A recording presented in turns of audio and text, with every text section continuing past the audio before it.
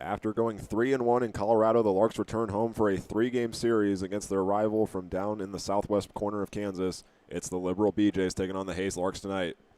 And welcome into the pregame show, everybody. My name is Hank Corsair, joined alongside by Eli Blankenship. Our press box camera is finally working again, and these last 4 games for the Larks were a pretty big success. They went on the road across state lines, got some big wins, 7 home runs from the offense, and then on the defensive side, the fielding stepped up as well, and so did the pitching. Yeah, and I think that it's a great mark for them to be able to go on the road, go play some quality ball clubs, and get the job done, especially after suffering that first loss of the season, being able to just turn right around, go hit the road, and get the job done, especially away from home.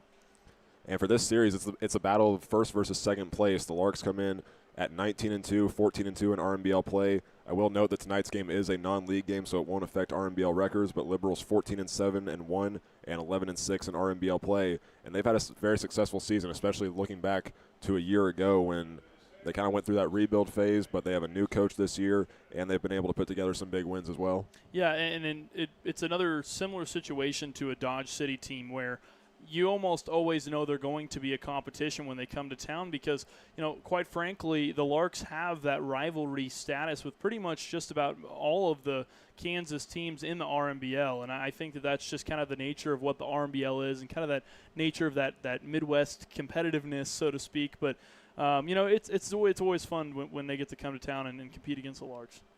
And when it comes to looking back at Liberals' bounce-back year, they have a lot to prove against the Larks. The Larks have won 7 of the last 9 matchups looking back to 2024, and they've only lost 1 game in each of the last 2 seasons against them. And they got some big wins last year. All those last 9 matchups have affected RMBL records. Tonight's game, I've noted, is a non-league game, and not much else you can say. It's just a big points proof for Liberal. Yeah, and I think especially for the BJs, if they want to have any opportunity of starting to chip away at that lead that the Larks have in terms of the RMBL standings, it's going to have to start here. They're going to have to do something to kind of slow the momentum of this red-hot Larks team. It's a big matchup tonight against 2 of the most historical teams in western Kansas in the NBC. So we'll have first pitch for you when we come back. It'll be in about 10 minutes, and we'll have it here on the Larks Network.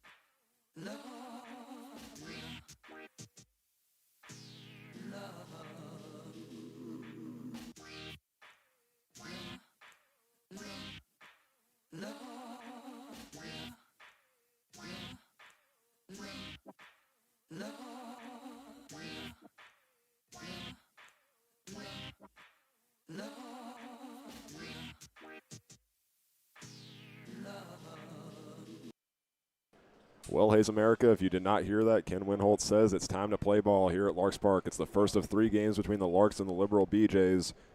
Larks are 19-2, Liberals 14-7-1, and this is a great non-league game to see how the rest of the series is going to play out because the other 2 games will affect RMBL records. Yeah, and I think it's kind of a good preview, so to speak, for the remainder of this series. And I think for both teams, it really helps them get a feel for what they need to prepare for the coming matchups. First pitch is a ball, and it comes at 7:07 p.m. And the starting pitcher tonight for the Larks is number 17, Ty Parker.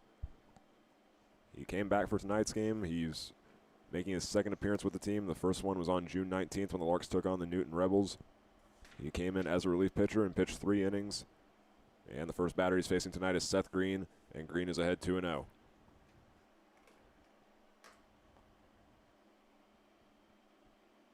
Parker, the Garber, Oklahoma native, comes set, delivers, and goes inside for ball 3. Here's the rest of Liberals' orders. Cooper Kardakis bats third. Batting third in the order, Cooper Kardakis bats second, Cole Manuel bats third. Fourth in the order is Cal Anthony. Batting fifth is number 8, Charlie Ziola. Next pitch goes to the plate, and it catches the low part of the strike zone. The 6 batters, the first baseman Josiah Rojas. Drew Gartman bats 7th. Jet Huffman is 8th in the order. And rounding it out is the DH Wyatt Bohannon. Here's the 3-1. And that one is left upstairs, and Seth Green will walk on the first at bat. So that brings up the high school senior Cooper Kardakis playing third base tonight. And here is the Larks defensive alignment here in the top of the first inning. Trent Baker's over in left field, Sean Keenan's in center field, and the right fielder is Cooper Holtorf. Dylan Hazelhorst is behind home plate tonight. Here's the pitch. He'll show bunt, and that one's going to be fouled off for strike 1. Tanner Norman is over at first base. The third baseman on the opposite corner is Austin Crawford. Dylan LaRue is playing at second base, and Cade Green is at shortstop.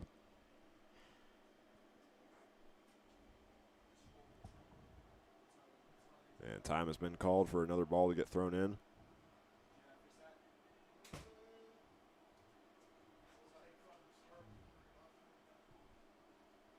And Ty Parker's looking over at the third base dugout for the Larks. Someone went into the back to grab something. I don't believe they're getting a new baseball.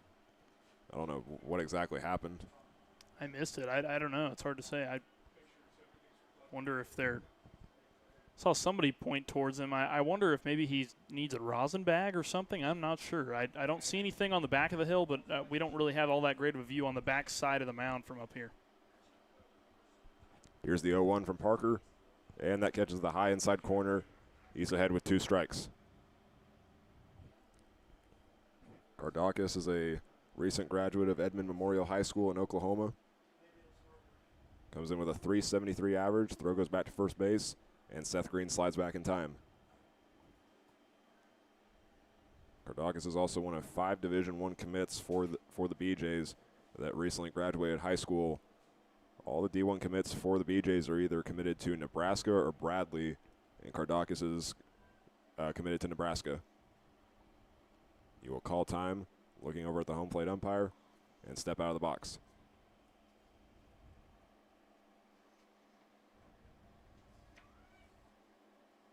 Norman's covering the first base bag where Green is standing. Parker kicks and deals, and this one's a chopper going over to Green, and he will just focus on the runner at first base, and he gets the throw in time for out number 1. Seth Green moves over to second base, and that brings up number 7, Cole Manuel, the junior from Arkansas State.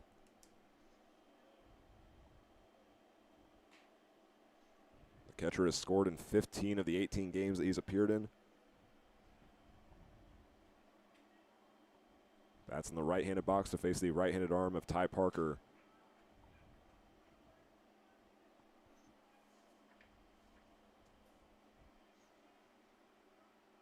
Hazelhorse wants the pitch low. Here it comes. This time it goes over to the second baseman, Dylan LaRue. He fields it cleanly and tosses it over to Tanner Norman for out number 2. And now Seth Green's 90 feet away from home plate over at third. I think that was the right decision there, though, to go ahead and just get that sure out over at first base, especially with that guy coming over to second as quick as he was, because now you've set yourself up to where you're not vulnerable to a sacrifice fly out into the outfield. Here's the fourth batter, number 19, Cal Anthony. And his first pitch is left outside. It starts to count off 1-0.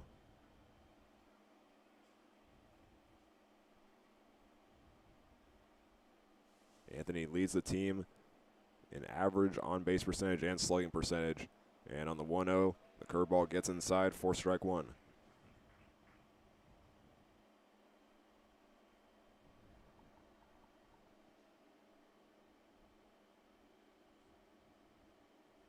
Larks looking for a big start tonight. This is the first time they played a non-league game against Liberal since 2023. And the count now 1-2 to Anthony. Last season they played 2 home games and then 3 games at Liberal. This time it's 3-3 this year. But the Larks had some big wins here at Larks Park. A 10-0 win on July 15th, and then the next night they won that one 5-3. Here's the 1-2. And it catches the inside corner for the strikeout. Ty Parker reintroduces himself, striking out the last batter of the inning. And we have no score going into the bottom of the first. Cooper Holtorf, Trent Baker, and Hutch Russell will lead things off when we come back.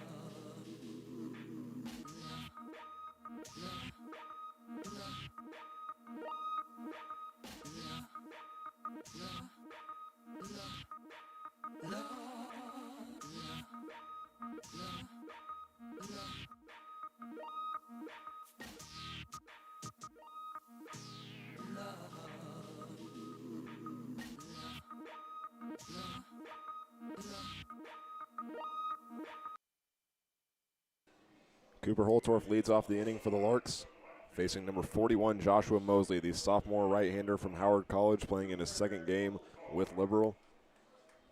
The first one was last week when Liberal took on the Colorado Lumberjacks.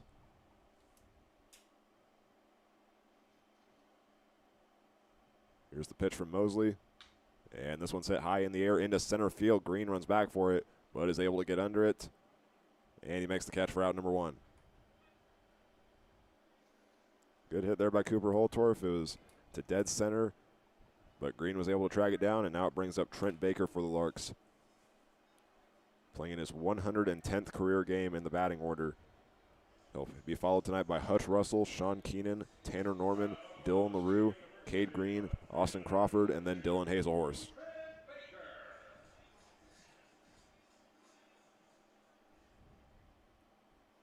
Here's the pitch. And that one misses outside for ball one. The three leadoff batters for the Larks tonight are all new. The returning players tonight are Keenan, Norman, Green, and Crawford.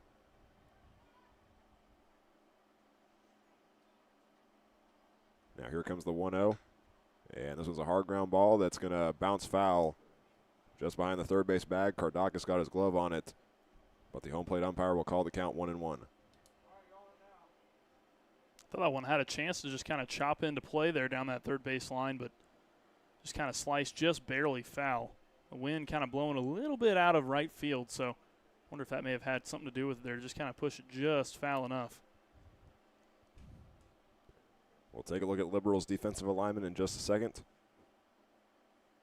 Here comes the 1-1, and Baker takes a swing and misses that one for strike two. Here's the outfield from left to right. Charlie Ziola's in left field. The center fielder is Seth Green, and in right field is Cal Anthony. The catcher is number 7, Cole Manuel. Number 23, Josiah Rojas, is at first base. Next to him at second is Jet Huffman. The shortstop is Drew Gartman. And there's the strikeout on Baker for out number 2. So next to Drew Gartman is the third baseman, Cooper Kardakis. And now here's third in the order for the Larks. It's Hutch Russell returning to the lineup tonight, playing in the DH spot.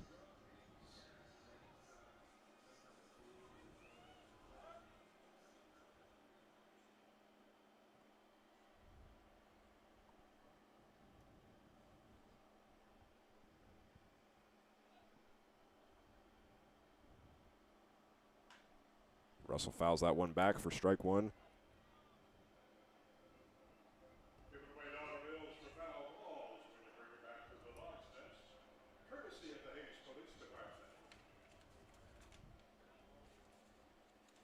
This is Russell's 5th game with the Larks.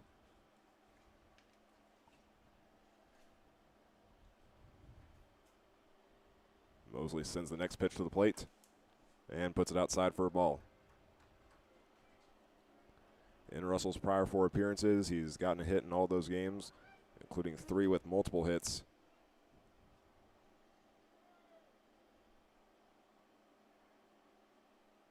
Manuel puts his glove low, and that one's high and inside, moving the count to 2-1.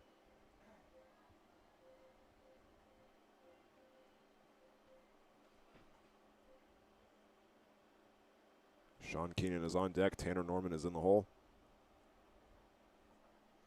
Mosley kicks and deals and finds the strike zone, and it's now 2-2.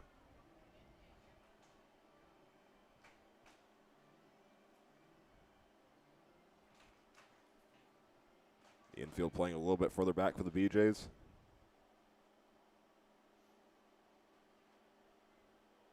Russell rests the bat on his shoulders, and here's the pitch. Ground ball over to the shortstop, Gartman. Throws it over to first, and that's in time for out number 3. 3 up, 3 down for the Larks in the bottom of the first inning, and there's still no score. When we come back, the Liberal BJs will be led off in the second by Charlie Ziola, Josiah Rojas, and Drew Gartman.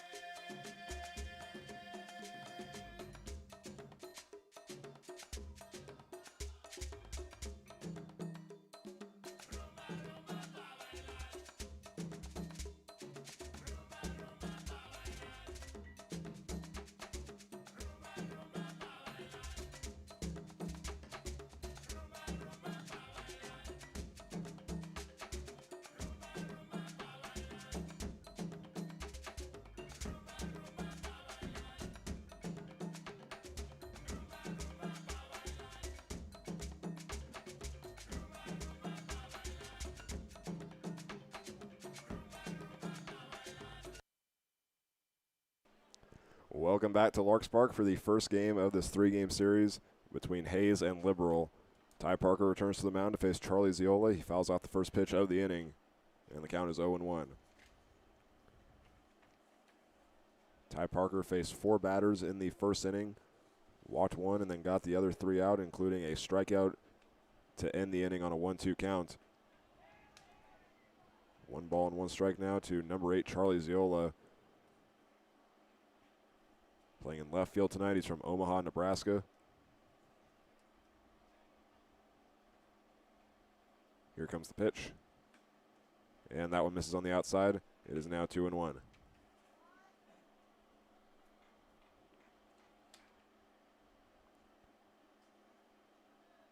Ziola has a .238 average.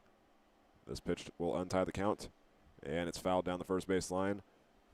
Almost fielded by the Liberals' first base coach.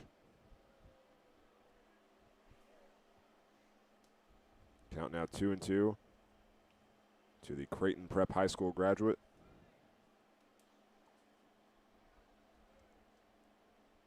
Parker sends the ball to the plate and just missed the zone on that one. It's going to lead to a full count.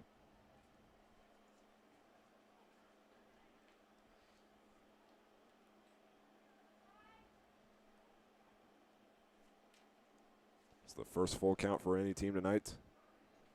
We've already seen Ty Parker walk a batter and also get a strikeout. Here's the payoff pitch. And this one's grounded over to LaRue. He fields it and then tosses it over to Tanner Norman and gets the first out.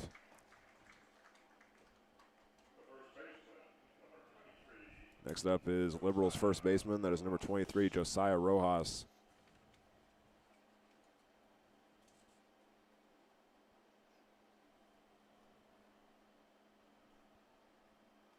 Playing first base, he's listed on Liberals' roster as a left-handed pitcher. And on his first pitch, he will leave that on the inside, but it finds the zone to start the count off 0-1. That was a sneaky curveball upstairs. I don't think he was quite ready for a curveball on the first pitch, especially that high in the zone. A lot of times, those can be really deceiving pitches. Parker deals the 0-1, goes inside again. That time it's too far for ball 1. Parker, we've seen him pitch for the Larks before. His last appearance was on June 19th. What they've told me is that he's one of those players that's just going to be kind of off and on when he will be available. He deals a strike on that pitch to go ahead 1-2. He's committed to play Division II baseball next season at Northwestern Oklahoma State after his sophomore year at Cali Community College. And here's the pitch. And he gets another one on the inside corner, and there's his second strikeout of the game. That's 2 backwards Ks now for him, and both of those pitches that he struck someone out on has been on that inner half of the plate. It's been really tricky for the batters to pick it up out of his hand. To try to keep the inning alive, here is number 2, Drew Gartman. The shortstop from Jonesboro, Arkansas. And on his first pitch, that's going to drop into the zone, and it's 0-1.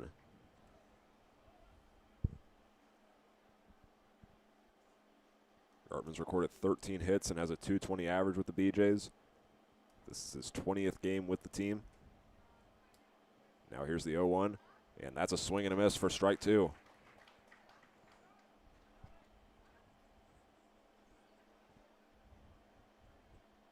Parker pitched 3 innings against Newton and didn't get any strikeouts in 2 innings now. He has 2, trying to make it 3. He kicks and deals, and this one goes right back up the middle and off the glove of Dylan LaRue. And then Cade Green caught it, but just holds back on it. We'll list that as an infield single for Drew Gartman, and it keeps the inning alive. Those are really hard to field as a pitcher, and I'm pretty sure Ty Parker's probably taken a big sigh of relief there that one didn't nail him right in the shin or on the ankle, because that would not have felt good at all. Up now for Liberal is number 3, Jet Huffman, a Seward County player. Falls behind 0-1 on the first pitch.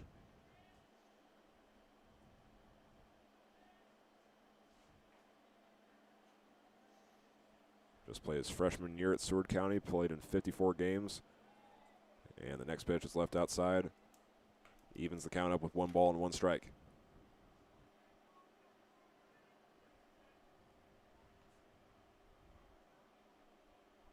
Scored 12 runs so far in his 17 games with Liberal. Here comes the 1-1 from Parker. And that's a slow chopper fielded by Tanner Norman. He gives it over to Parker, who covers first base and gets out number 3. Liberal records their first hit that inning, but Drew Gartman's left stranded. Still no score going into the bottom of the second.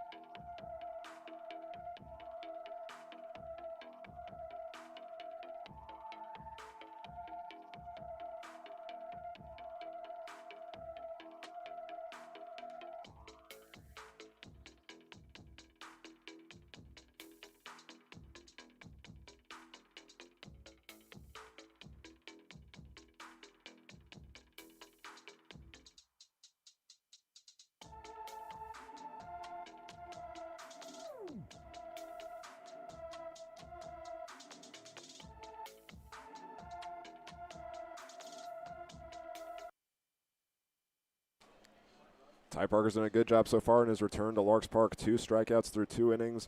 And now it's time for the bats to go to work. It's Sean Keenan, Tanner Norman, and Dylan LaRue this inning. And the inning starts with a ball. Sean Keenan's one of 4 returners from the last game against the Game Day Angels on July 3rd. Finished with a single and an RBI from a sacrifice fly in that one. Now here's the 1-0. This one's popped up next to the third base dugout. Kardakis runs after it, trying to stay in in the field of play, and he does. He makes the catch and gets out number 1.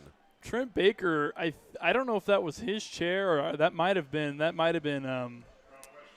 Keith Harper's chair down there on the end, but there's a rocking chair that looks suspiciously like it might belong to Keith Harper that Trent Baker ran over there and grabbed it, drug it back in the dugout to make sure that Kardakis wouldn't run into the chair when he was trying to make the play. Well, I think Keith has been standing a lot more at home games this year, so the players take advantage of that. I'm sure. I don't blame him. Now up for the Larks is number 34, Tanner Norman. Starts with a strike on the outside corner from the starter for Liberal, Joshua Mosley. A sophomore from Fort Worth, Texas, making his second start. Here's the 0-1. And that drops into a similar spot, but a little bit too low. That moves the count to 1-1. Norman had a big game against Game Day. He got his second home run of the season in the 9th inning. or correction, he had his in the 6th inning. Braden Hebner added one in the 9th inning. But that was a 2-run game from Tanner Norman. And our Larks celebrity ticket sellers are going to walk by the camera real fast. Justin Pinardo gives us a wave. And the count is now 2-1.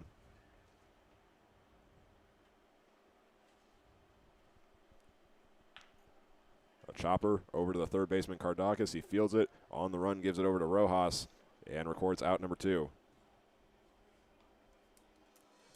For those wondering, folks, back home, the United States just leveled the score 1-1 against Belgium off of a set piece. So, for those soccer fans back home, or even for those who love America, it's a full house in Seattle tonight. It is a big one. People have been hyping it up. I saw somebody call it Monday Night Football. I don't know if you've seen that. I have seen that as well. Yeah, I think that's a good descriptor for sure. Out for the Larks, Dylan LaRue. His first pitch is going to find the strike zone, and it's 0-1.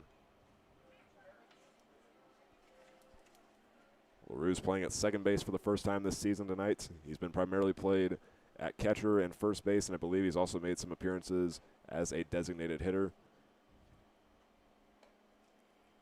That one misses upstairs. Evens the count up.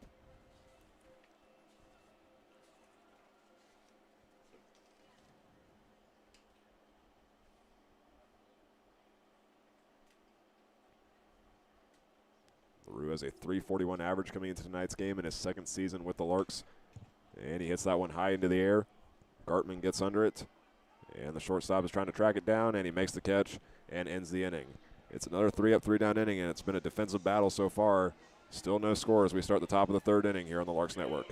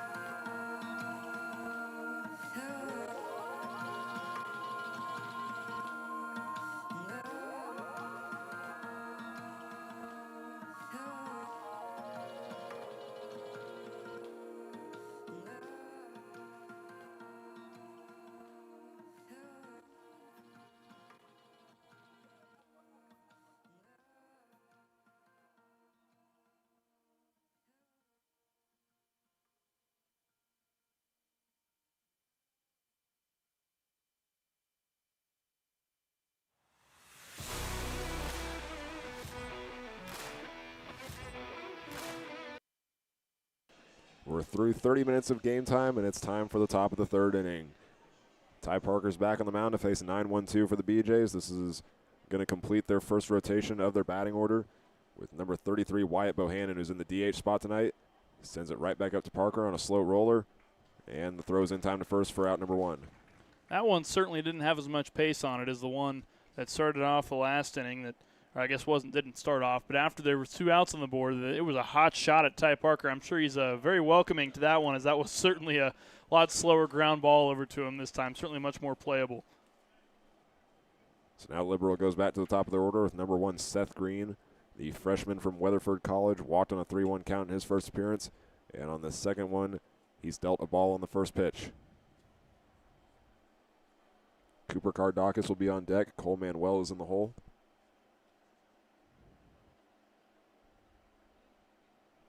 Green is a second-year player for the BJs. Works ahead 2-0 against Ty Parker.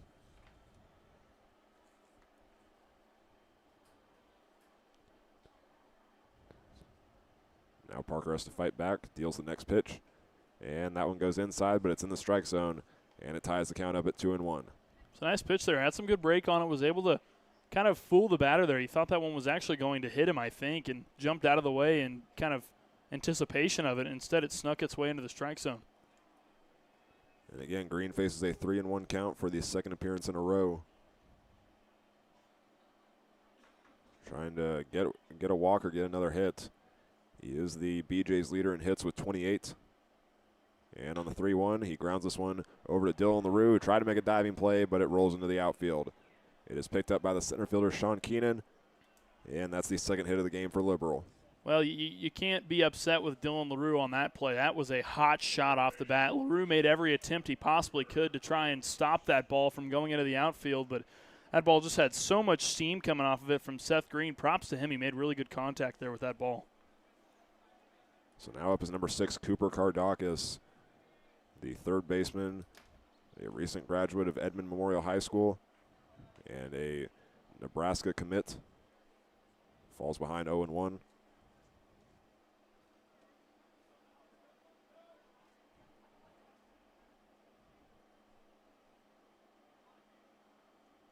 Here's Parker's next pitch. That goes inside.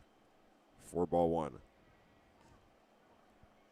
Well, Seth Green made a jump there at the very end of that play. Right as that pitch came across the plate, he made a jump off of first base, thinking that ball might have gone behind Dylan Hazelhorst, but he was able to make the stop, and that's a tough person to steal off of. Hazelhorst has got quite the arm.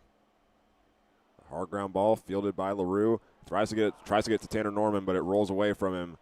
Hazelhorst goes to field it, and Green is going to turn and look at home, but he will stop at third. And now Green is at third, and Kardakis gets the second on the air. That's a really awkward throw to make across his body on the run like that. You have to remember his feet are carrying him towards that first base line, and he passed the first base line and still had to throw back across his body to get that ball into the mid of Ty Parker. That's just a really difficult throw to make. It may seem routine, it may seem like a simple throw, but that is far from it. Just 1 out and 2 runners in scoring position for Liberal. Here's number 7, Cole Manuel, the junior from Arkansas State.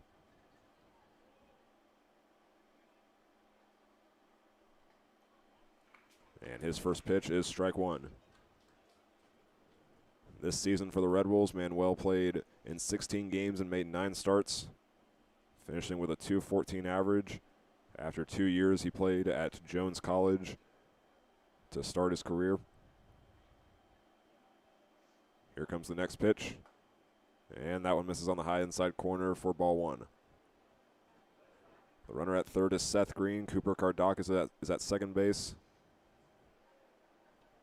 So far, the BJs have 1 hit and 1 error this inning.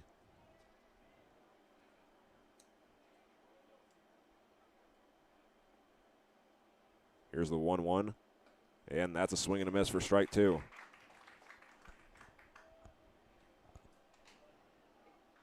So far tonight, Parker has struck out 2 batters. Both of them were on a 1-2 count, and both of them were caught looking.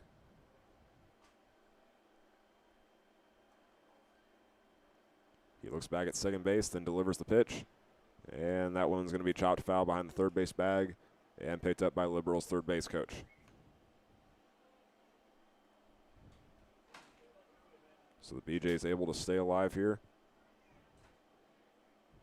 With those 2 runners on, they'll have their 4-hole batter, Cal Anthony, up next.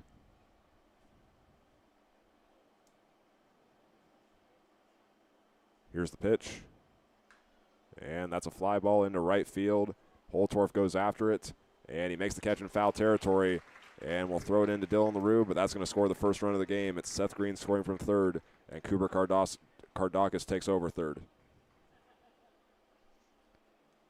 It was not an easy catch for Holtorf to make. That he really had to get on his high horse to go even make that catch. It was out in foul territory, just far enough over, and I think he's kind of at least for that play, he was kind of shifted in a little bit just due to the nature of the wind here this evening, and that was certainly not an easy play to make. So props to him for making a play on that one. Hard hit by Cal Anthony is going to go behind the first base, and he has dealt an 0-1 count from Ty Parker with a runner over at third after the first run was scored. Anthony struck out against Parker as the final out in the first inning. Now he faces 2 outs again, and he's down with 1 strike. Here comes the 0-1, and that one hit him on the leg. He's going to head down over to first base. So Liberal will have runners at the corners, and now up is number 8, Charlie Ziola, the left fielder. Another one of those 3 Nebraska commits for Liberal.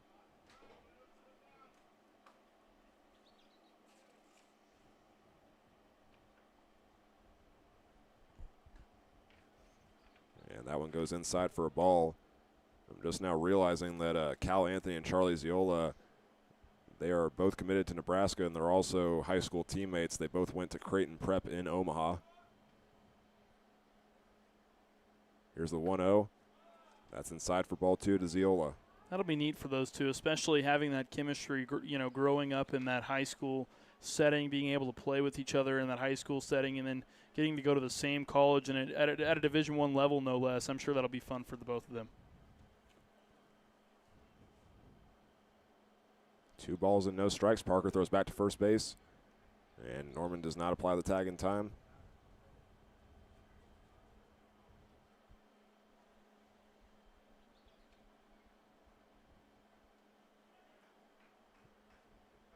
Ziola waves his bat around, is dealt the pitch, and that's a foul ball for strike 1. Anthony took off for second base. He'll have to go back.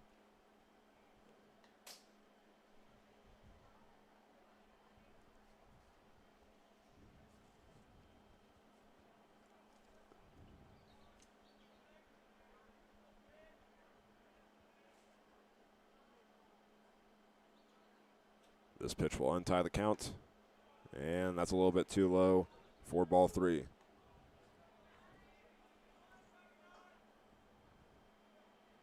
Ziola grounded out in his first appearance to the second baseman, Dylan LaRue. That was on a full count. This one's a 3-1 count. Runners at third and first. Here's the pitch from Parker, and that one's left outside, and that's going to be a walk.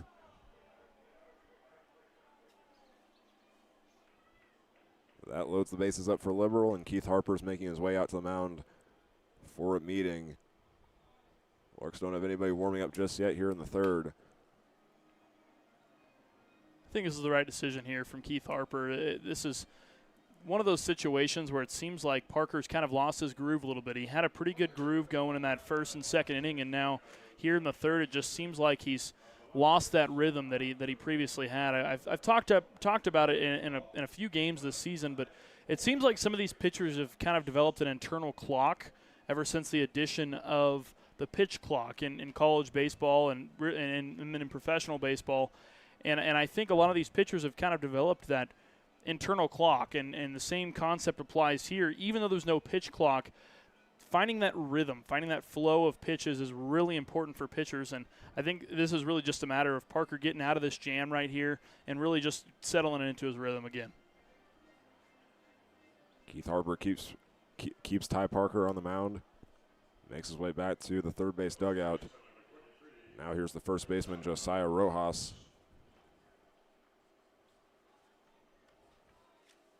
The second strikeout victim of Ty Parker. And on his first pitch, he will make contact with it, but send it into foul territory. And it's 0-1.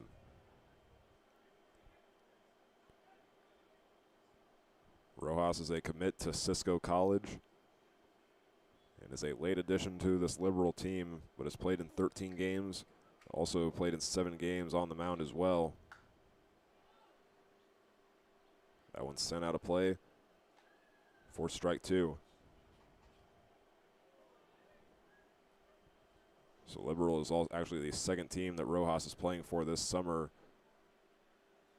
along with he started with the Oklahoma MVP before making the move to Southwest Kansas, and that is ball 1 on that pitch.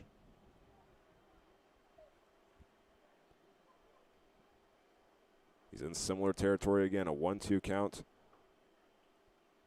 against Ty Parker, trying not to strike out again. Here's the pitch, and that one's left downstairs for ball 2. Getting a strikeout here, especially with the bases loaded, would be really big for Ty Parker and his momentum going forward in this contest. Only letting up one run, considering the amount of base runners that have been on the base paths here in this inning, would really be a mental victory for Ty Parker. 2 balls and 2 strikes. And that's a foul tip. Hazelhorse dropped it. So Rojas stays alive.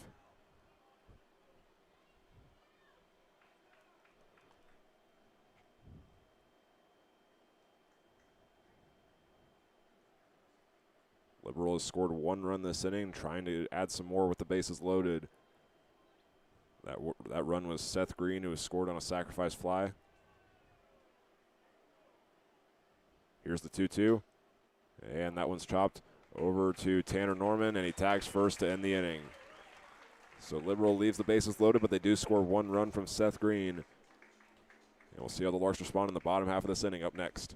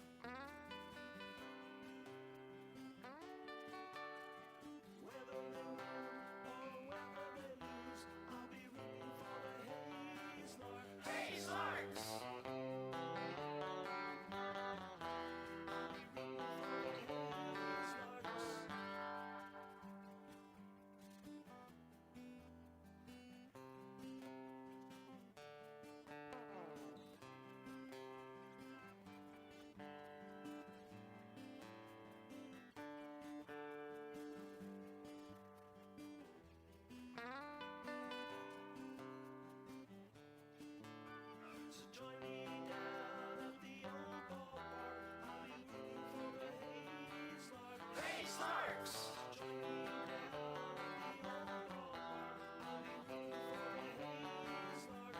Larks.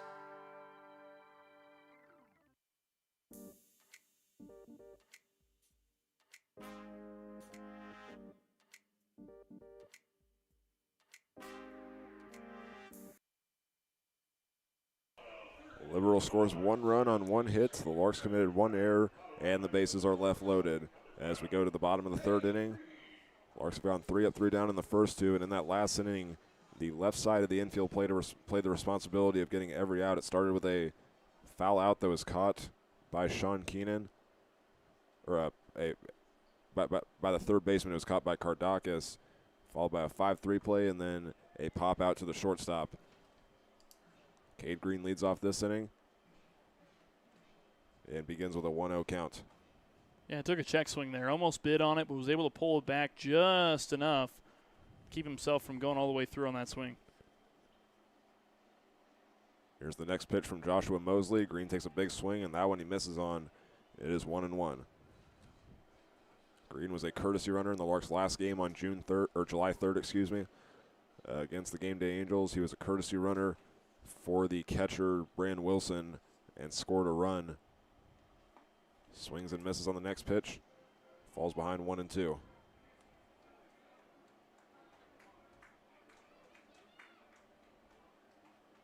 This is his 15th game in the batting order. He's had 3 as a courtesy runner, giving him 18 appearances altogether.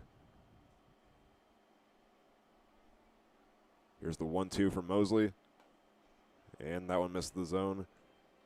And it evens the count up at 2-2.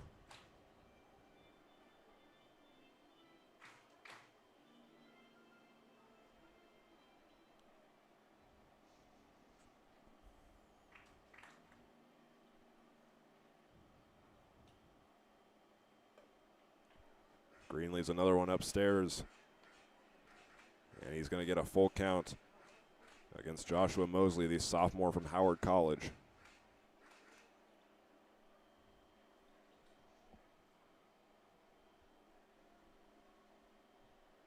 Liberal has yet to get a to let a Lark get on base. This one's hit over to the shortstop, Gartman, fields it, and throws it over to the first baseman, Rojas. And that stays true. That's out number 1. That was an unlucky break there for Cade Green. He just couldn't quite make contact with the sweet spot of the bat. He hit the ball in on kind of on the inner half of the bat, just shy of that sweet spot, and it made it really difficult for the ball to carry as much as he was wanting to on that play. If he would have hit that ball just a little bit more steam, I think that had a chance to kind of dribble its way through the outfield and be down for a base hit. Here is Austin Crawford walking up to his song, Ice Cold Beer Never Broke My Heart by Luke Combs. And he hits a ground ball to the first baseman, making a diving play as Rojas. And he doesn't even need to toss it over to Mosley. He'll get out number 2 on his own. Great stop. There's nothing else you can say about that play there. You can't even be upset if you're Crawford. That was just a great stop. Most times that's probably getting through the outfield or through the infield and getting into the outfield for a base hit. Just kind of an unlucky break there for Crawford. Last in the order now is number 29, Dylan Hazelhorst, playing catcher tonight. Larks staying true to that rotation that they go through. It's Hazelhorst, Wilson, and LaRue, who have all made appearances at catcher this season. Hazelhorst's first pitch is on its way, and that one's going to land in the parking lot of doom, starting the count off 0-1.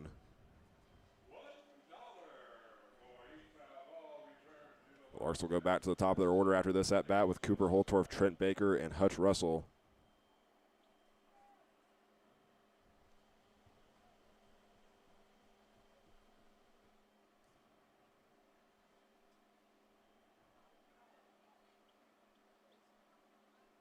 Here's the 0-1. And that one's going to find the outside part of the zone. Hazelhorst held back just enough, but the home plate umpire will call it strike 2.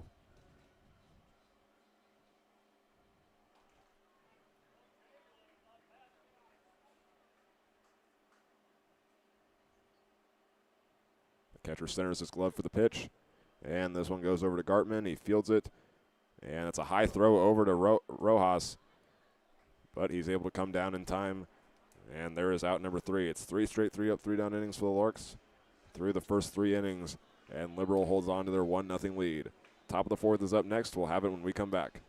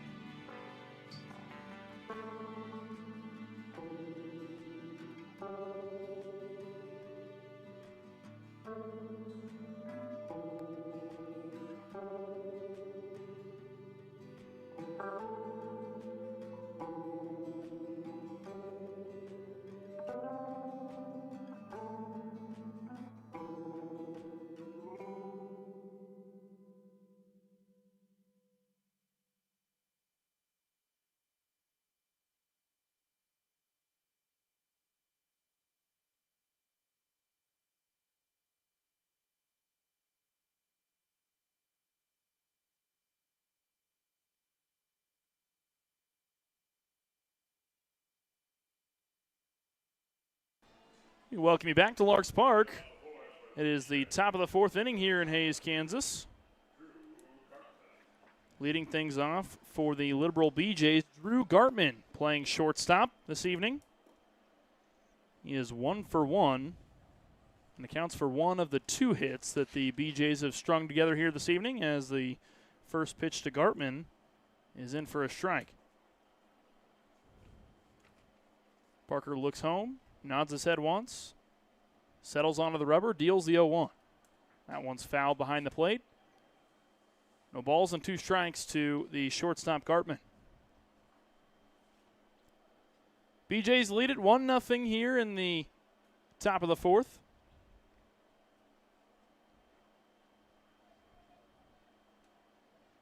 The 0-2. A curveball high in the zone. Or out of the zone, I guess I should say. 1 ball and 2 strikes now the count. Parker comes set. The 1-2. Fouled just behind the plate once again. Gartman lives to fight another pitch. 1 ball and 2 strikes remains the count.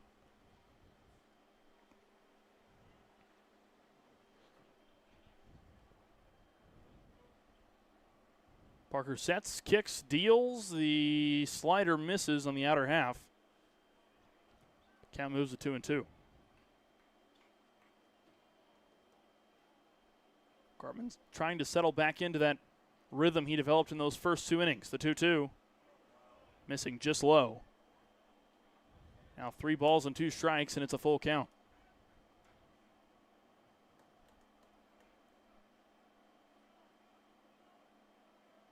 Parker looks home and quickly comes set. The payoff pitch. It's fouled right into the ankle of Gartman, and I think that hit him right in the ankle guard. And I'm sure Gartman is glad that it hit him in the ankle guard, as when you foul a pitch off into an ankle, it does not feel good.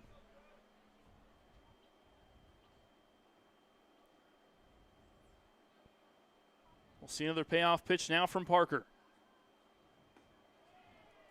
A pitch missing low over the outer half. It's a base on balls to start the inning, and Drew Gartman will take a trip down to first base.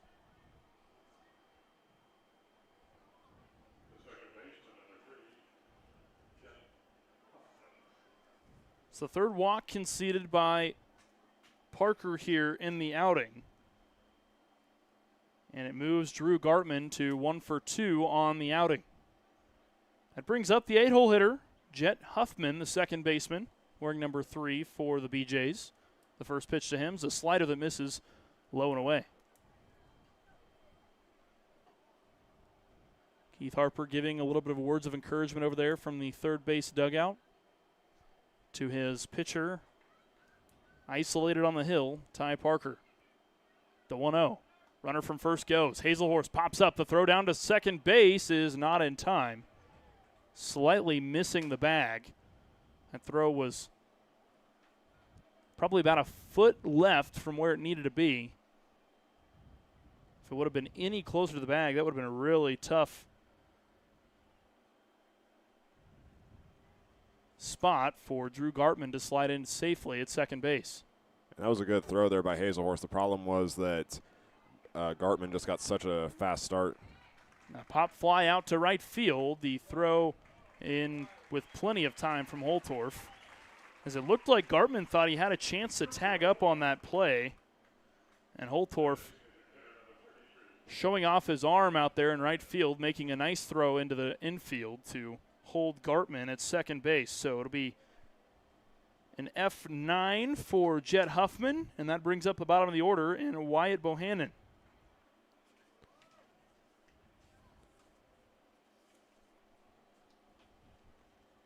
Bohannon playing, batting in the designated hitter position here this evening. In that 9-hole spot. It's interesting because a lot of times you don't see a designated hitter that far down in the lineup. It's one of the more interesting things that I noted tonight when I was kind of going through my scorecard. I that one stuck out to me for whatever reason, and see if Bohannon can get something done here for the BJs tonight. It's just one of those things that you'll see for non-league games. Coaches will experiment with new things, and Bohannon primarily plays catcher and first baseman, so it's not a surprise to see him in that spot. Bohannon 0 for 1 to start the outing. Grounded out to the pitcher Parker, his first time up. Starts the count 2-0. The pitch into the turf. Ball 3. 3 balls and no strikes the count to Bohannon. And now pitching coach Keith Harper walks part of the way out of the dugout. Now he's kind of backtracking his way back in, but he pointed down to the bullpen, so I wonder if we're going to see a pitching change here pretty soon. Ty Schmeiler's been warming up for a while. The 3-0 gets away from Hazelhorst behind the plate. Parker comes to cover home plate. So it'll be a base on balls for Wyatt Bohannon. And now the runner at second will advance over to third on a pass ball. He was already planning on stealing third base either way. And that'll put runners on the corners for the BJs, and I think we'll likely see a pitching change here. Although Keith Harper is the one out on the mound right at the moment. And now we're seeing the point over to the bullpen, and now Ty Parker will take a trip back to the dugout, and I believe we'll have a new pitcher when we come back.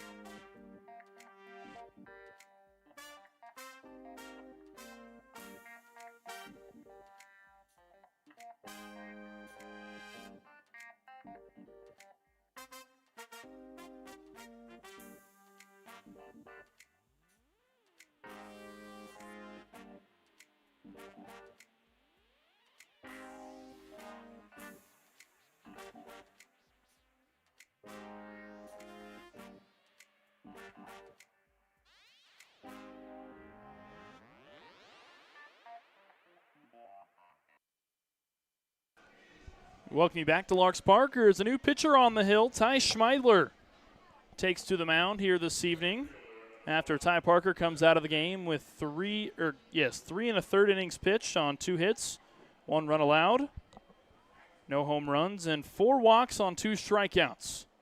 Those are his final totals for the evening. Now the University of Kentucky commit, Ty Schmeidler, takes to the hill. The first pitch from him is a slider missing over the outer half for a ball. Schmeidler, a hometown kid, getting ready to enter his senior season for the Monarchs of TMP. The second pitch of the at-bat is over the middle of the plate for a strike.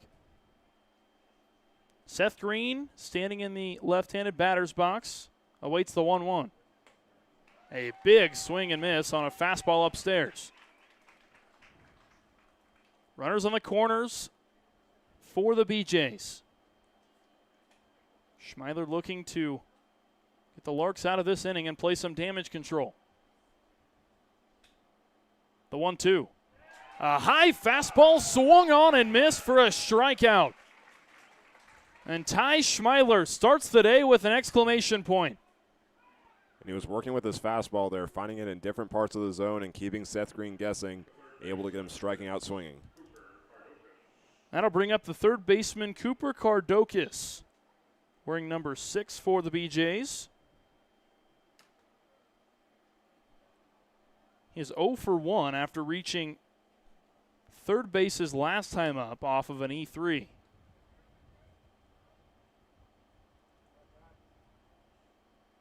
First pitch to Kardokas, high and outside for ball 1.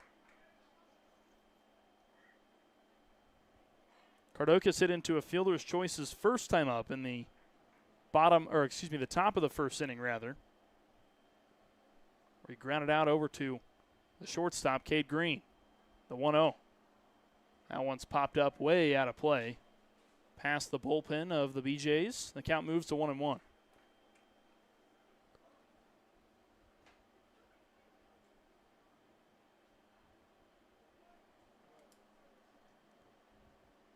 Schmeidler comes set, holds his glove just over his belt buckle. Looks to first, now deals the 1-1. That one's popped up sky high out into shallow right field. Tracking it down is Holtorf. He gets under it, makes the grab, and that is 3 away. The Larks don't let up any runs in the top of the 4th inning after Ty Schmeidler comes in to relieve Ty Parker. It's 1-0 going into the bottom of the 4th when we come back.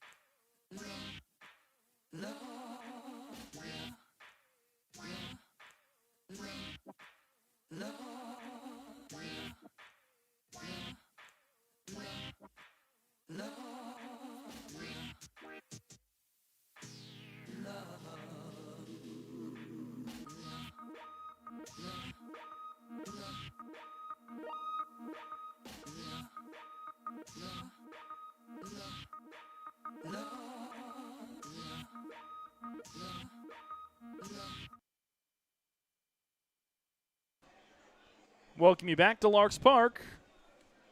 It's the top of the order due up for the Larks. Cooper Holtorf, Trent Baker, and Hutch Russell, the 1, 2, and 3 hole hitters for the Larks.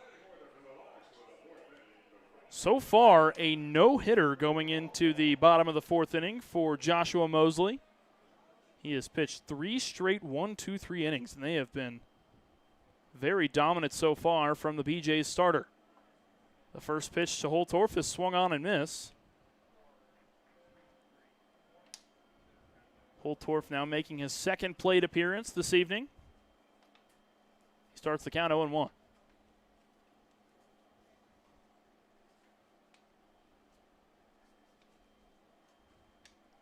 Mosley shakes his head no a number of times, and Holtorf will call time and step out of the batter's box for a moment.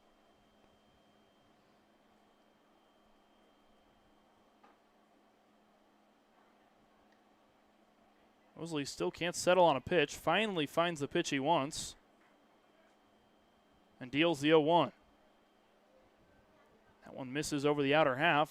1 ball and 1 strike to count.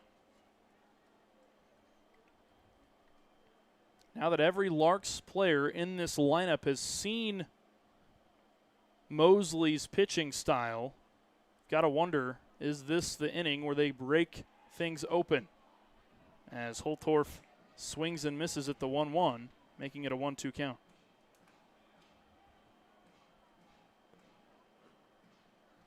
The Larks wearing their blue uniforms this evening with white bottoms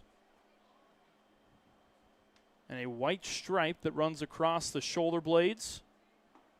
along with the sleeves, as now a swing and a miss will send Cooper Holtorf back to the dugout. And that is a second strikeout of the contest for Joshua Mosley.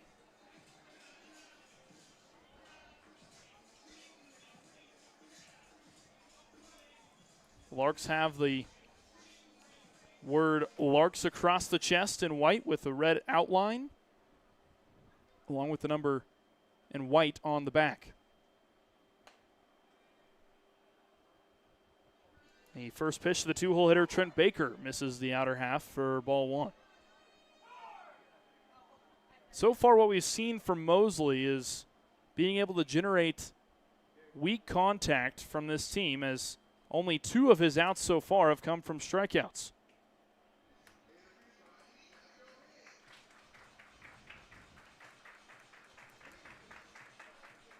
Count moves to 2-0 to Baker. He takes a deep breath and steps back into the box.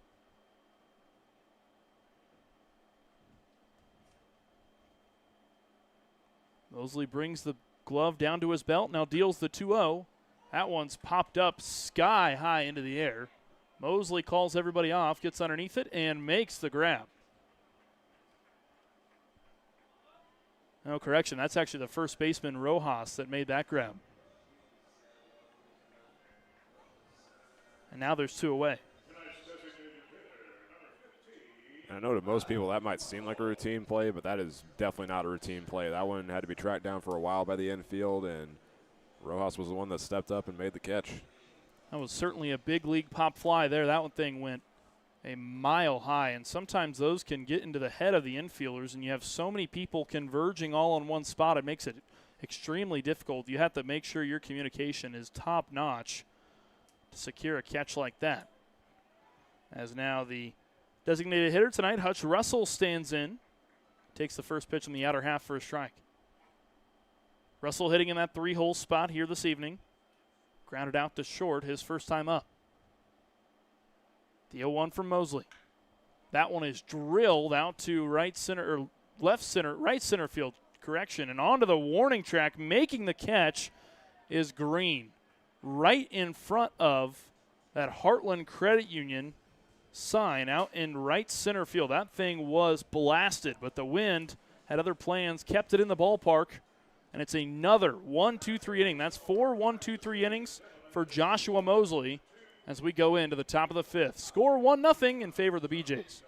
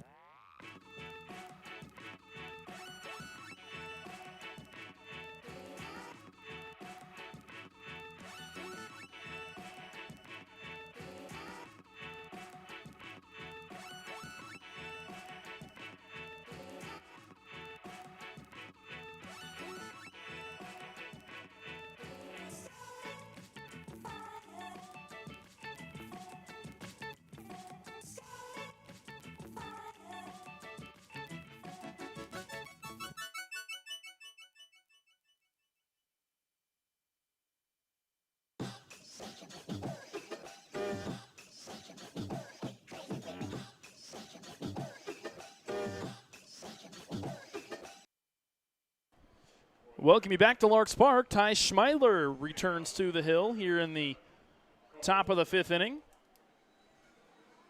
Leading things off for the BJs, wearing number 7, and the catcher, Cole Manuel.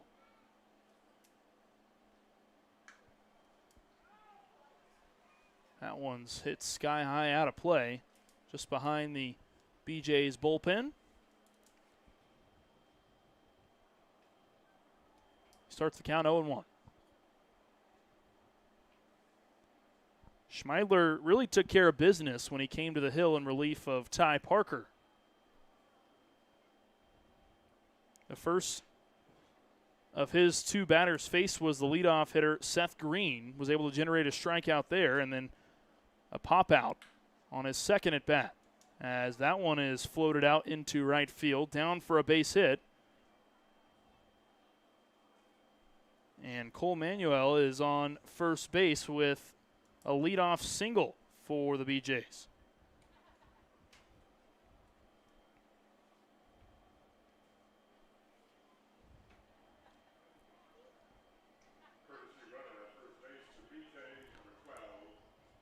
So now they'll send a courtesy runner in.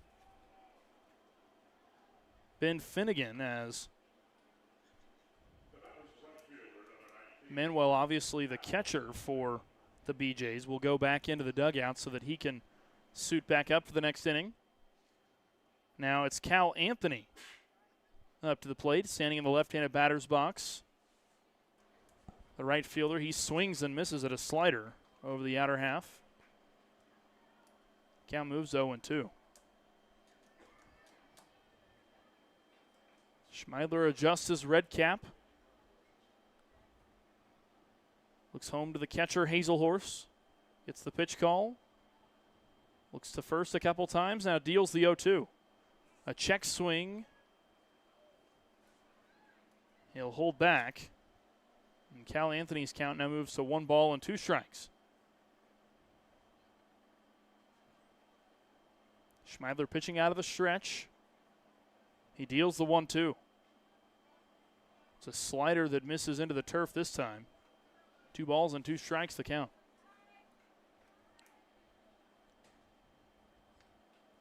I personally think Ty Schmeidler should go back to his fastball because he's been able to get a strikeout with it tonight, and the way he's able to work it around the zone, it keeps the batter guessing.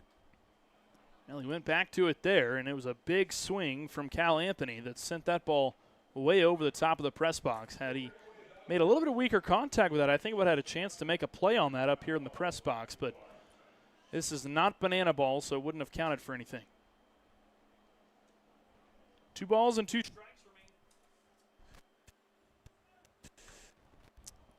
2 balls and 2 strikes remains the count as the 2-2 is fouled away.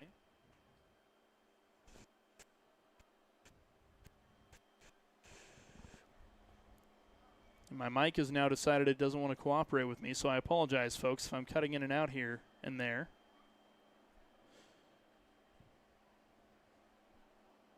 Finnegan ran on that pitch. But since it was foul, he'll have to go back to first. Now a deep fly ball out into right center field. Back to the warning track and making the grab is the center fielder, Keenan. Sean Keenan on the run robs Cal Anthony of a base hit at least. That could have been extra bases for Cal Anthony. And he'll also hold Finnegan at first base. And center field is not Sean Keenan's traditional spot. Usually he's just to the right in right field. But he showed that he showed his athleticism right there, made the long run, and he had to reach out to make the catch too. Sean Keenan really putting his speed on full display there. That one really carried well out into right center field.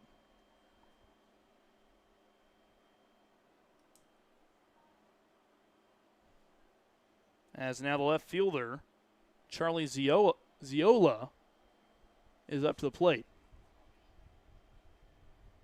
As he hits a foul ball out into the neighborhood. Just behind the Larks dugout. He starts the count 0-1. Still a runner on first for the BJs.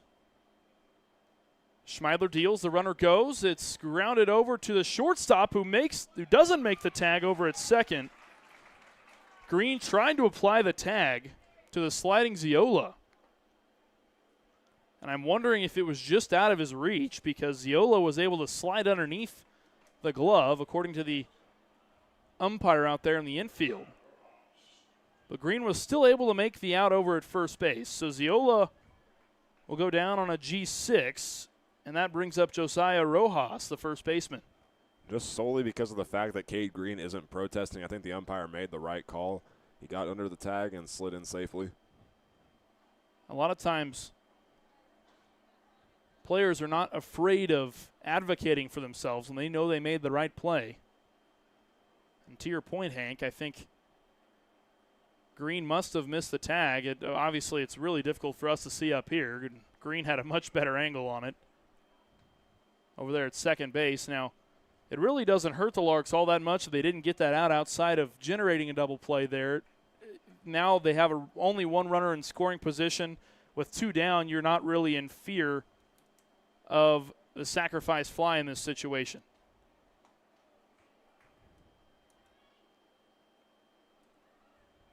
Slider misses down and away. 1 ball and 1 strike the count to the first baseman, Rojas.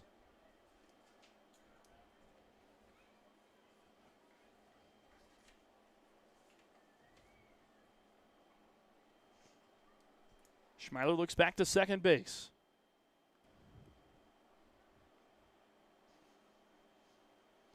Green runs over to the bag. Schmeiler deals the 1-1 and misses down and away. Finnegan is almost playing some mind games there with Schmeidler over at second base.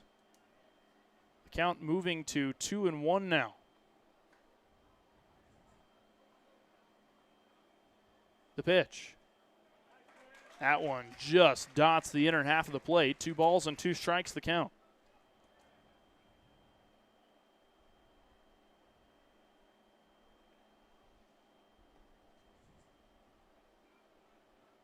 Schmeidler comes set.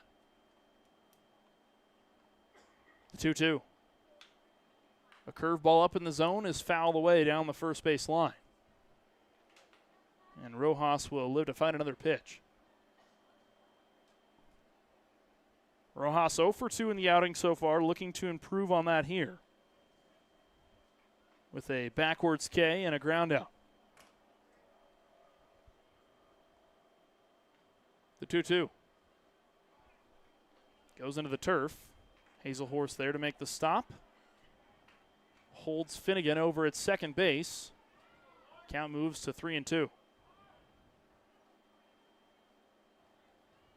Schmeidler comes set. The payoff pitch. Swing and a miss. No runs allowed in the top of the 5th inning. Ty Schmeidler faces 4 and retires 3 after giving up only 1 hit and stranding 1. The Larks trail it 1-0 going into the bottom of the 5th. The Larks up to bat when we come back.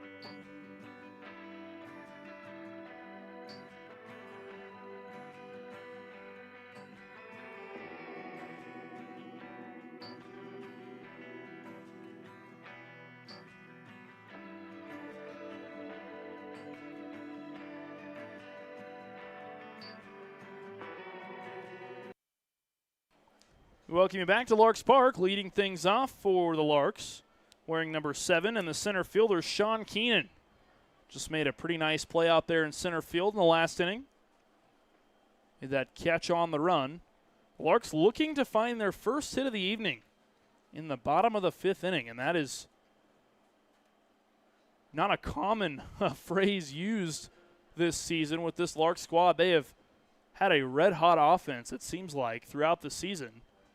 And so far, Joshua Mosley here going into the top, I guess the first part of the bottom of the fifth inning, so far has a no-hit bid.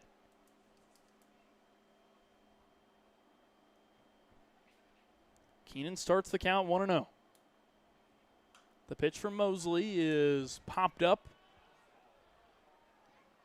down the third base side, and a last-ditch effort from Kardokis. He reached over the fence over in the Larks dugout. I think had he actually gone around the end of the dugout, he might have been able to make that play, but there's just so many bodies over there in the Larks dugout that it's difficult to reach around and navigate everybody over there. So he did not make the catch on that play, and the count will move to 1-1. Plus, I don't know how picky the umpires would be about that if you went around the gate to make the catch. The 1-1 to Keenan. Catches the outer half for a strike. 1 ball and 2 strikes the count now to the center fielder. The BJs have an interesting uniform this evening. They have gray bottoms with a red stripe down the leg with gray and red tops. The gray kind of is a gradient into the red about halfway up the jersey. The 1-2. That one's popped up foul and way out of play. It'll go back into the neighborhood behind Larks Park. 1 ball and 2 strikes, the count to Keenan. The BJs have their third color of their uniform, the blue, that is incorporated with the letters across the chest and the numbers on the back, and then they've got white hats with black brims.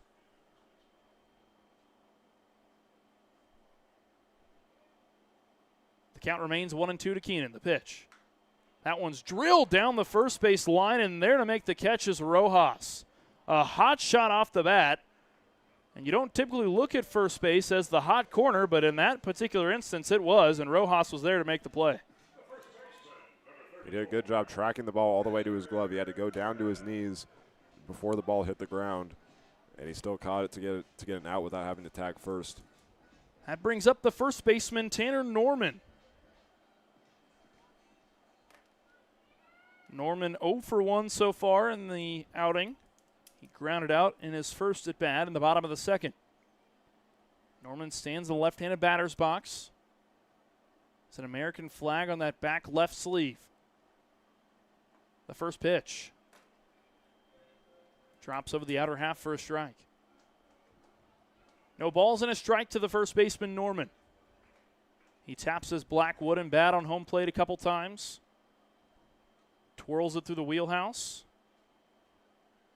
Now holds it just behind his helmet with his red, white, and blue batting gloves. The 0-1. A check swing. They're going to say that he went. That ball was into the turf, and now Norman will have to fight from behind at an 0-2 count.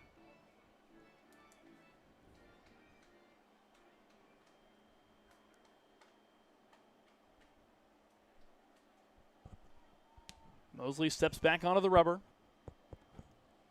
Looks home, finds the pitch he wants, holds his black mitt over his face, now down to his belt, deals the 0-2, and it's a swing and a miss on Norman. Another strikeout for Joshua Mosley. He's up to 3 now on the night. That ball was going up high at first, and then it curved down low. And that's just a tough ball to read every time it comes out of the pitcher's hands.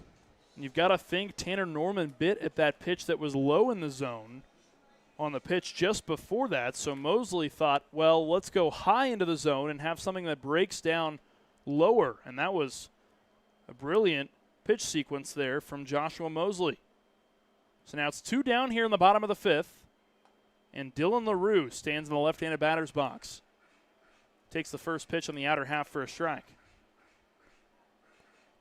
Dylan LaRue is a guy that has very colorful bats this season. I've been really intrigued with his bats of choice. As at the moment, he's got a orange bat that he holds just behind his helmet. As he drills that one out into center field. Underneath it is the center fielder Green. He makes the catch, and I just did a big no-no in the broadcasting world. I started a story with 2 outs in the inning. So you guys have to wait for the rest of that story until the top of the 6th inning. Larks go 1-2-3 again in the bottom of the fifth. BJ's lead at 1-0.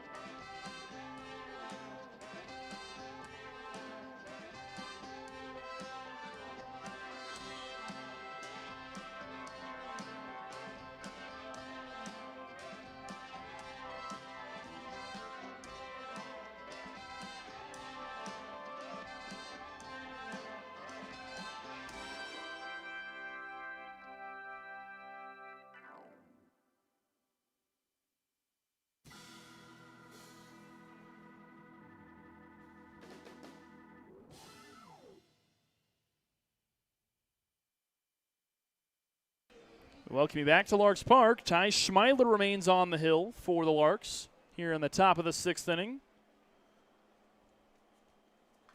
The first pitch dealt to Drew Gartman, the shortstop, is fouled way out of play and lands on top of the press box. He'll start the count 0-1.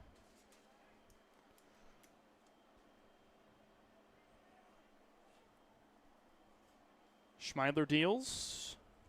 And the 0-1 drops over the outer half of the plate for strike two. Well, I'm sure all of you were on the edge of your seats about my Dylan LaRue bat story for just a moment. I'm really intrigued to see if he does break another bat this season, whether or not the color is going to change, or if we're going to see back to just another generic bat color. I don't know. I'm really interested because it's very rare you see like painted bat colors when you're dealing with wooden bats. So I am genuinely intrigued here with this. Because I want to say the first one, correct me if I'm wrong, was it purple?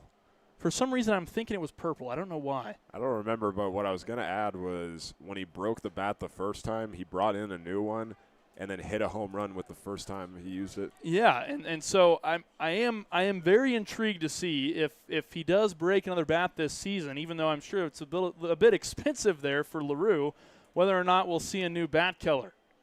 As the leadoff batter, Drew Gartman, is walked after Schmeidler was able to get up 0-2 in the count. He threw 4 straight balls, and that is a 6-pitch walk dealt by Ty Schmeidler.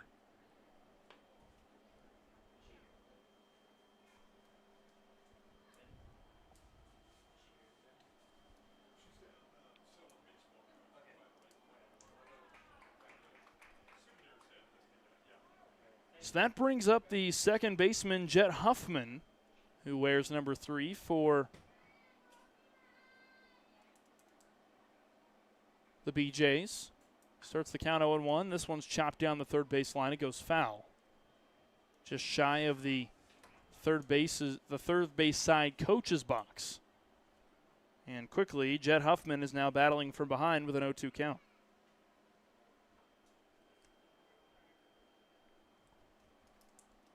So runner on first, nobody out. Now an 0-2 count to the second baseman, Huffman. The pitch from Schmeidler. This one's chopped foul again.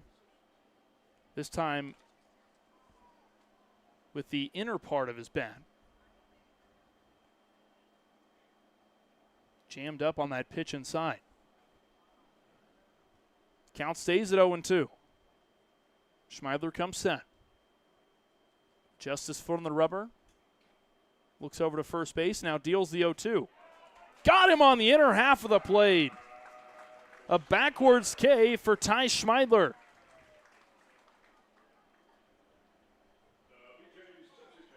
And after letting a runner on to start the top of the 5th inning and letting a runner on to start the top of the 6th inning, he faces the second batter of the inning and is able to generate an out.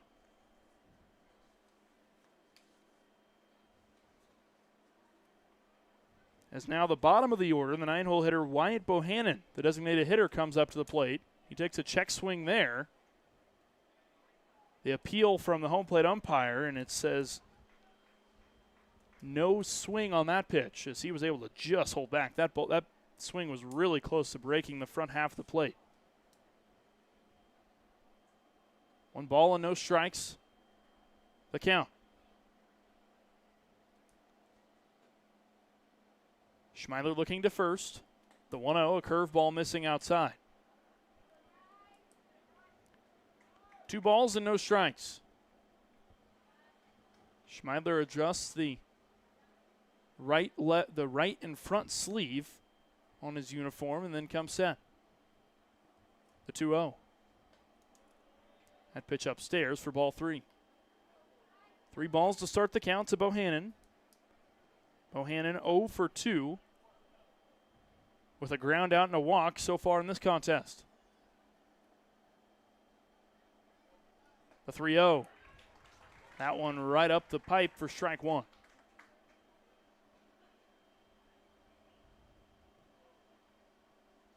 Three balls and 1 strike, 1 down, and a runner on first. The 3-1 is a big swing and a miss over the inner half. A full count now to the designated hitter Bohannon.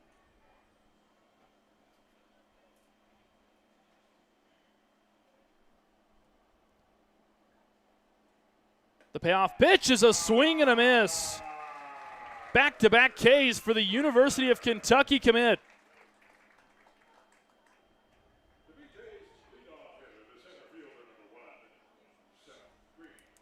That brings up the top of the order for the BJs. Seth Green, the center fielder, steps in now.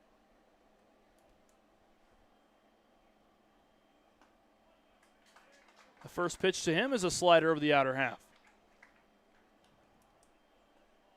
No balls and a strike. Will Green be another victim to Ty Schmeidler's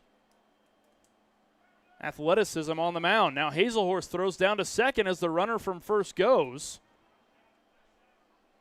There's a big swing and a miss from Green, and the runner at second slides in safely. So now Gartman is over at second base in scoring position, and Seth Green is behind with an 0-2 count. And Dylan Hazelhorst, he's getting good throws, throwing them low and maybe even allowing a bounce here and there, but Liberals just getting such a quick start on the base path. Gartman runs over to third. It's fielded by Green over at short. He elects not to throw the ball over to first base, as that one was just a dribbler that didn't even hit I guess I would say dirt, but it's not dirt here at Larks Park. The dark-colored section of the infield, the dirt-colored section, I guess I should say, it stayed in the grass, if you will, over on that third base side.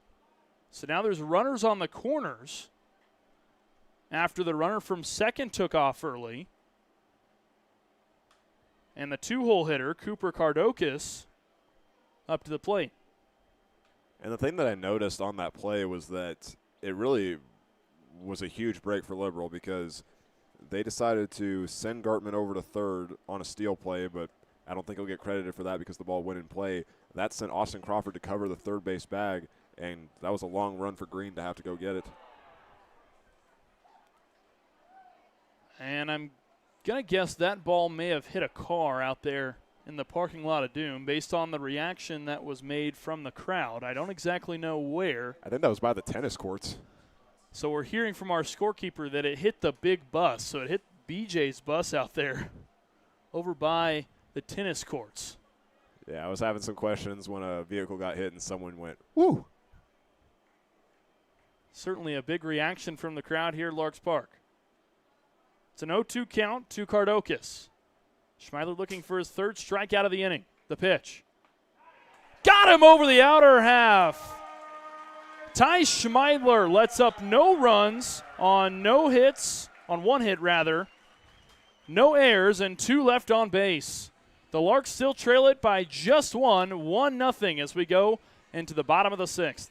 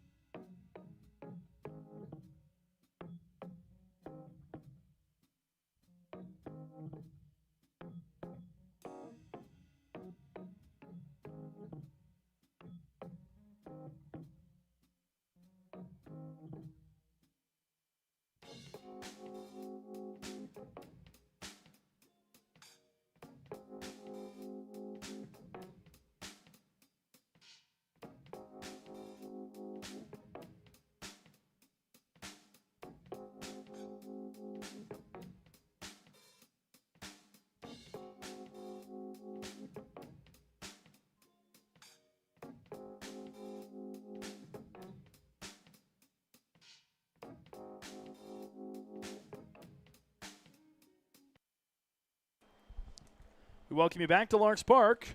Larks looking for their first hit of the contest as Joshua Mosley here in the top, I guess the very beginning of the bottom of the 6th inning, so far has a no-hitter here at Larks Park as the first pitch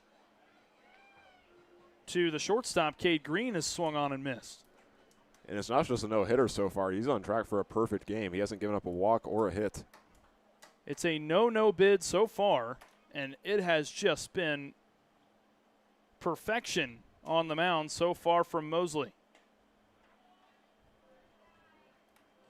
The second pitch of the at-bat to Green misses over the inner half. 1-1 strike now the count. It's been 5 straight 3-up, 3-down innings for the BJs.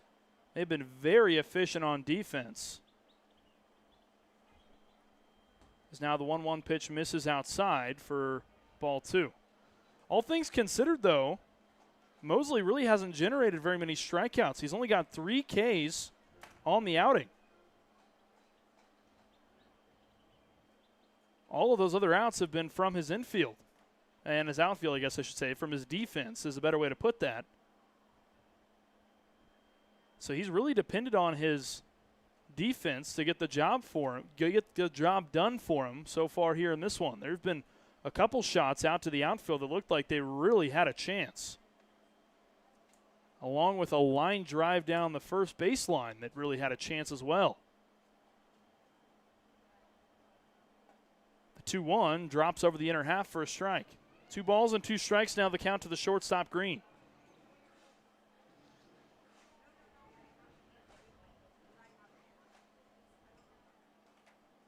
Mosley comes set.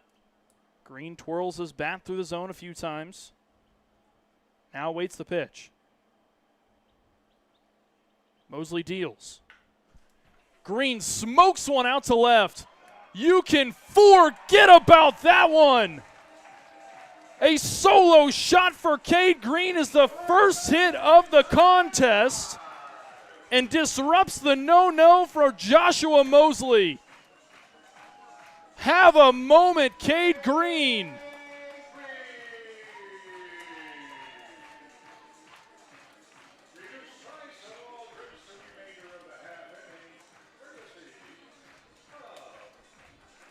Cade Green rides his horse back into the dugout, and the Larks have tied this one up at 1 apiece.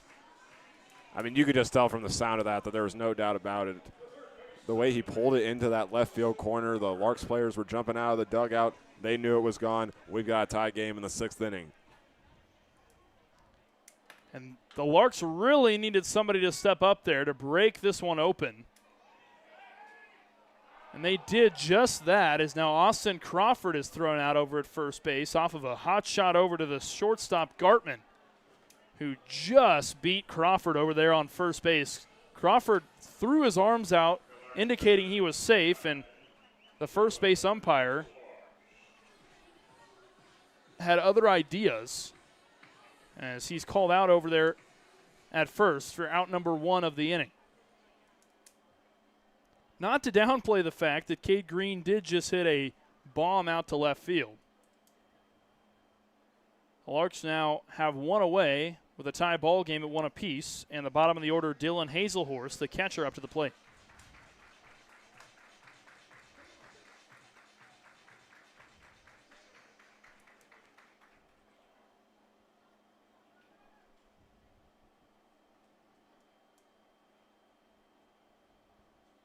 The 0-1 to Hazelhorst. A big swing and a miss of that pitch over the outer half. No balls and 2 strikes to count.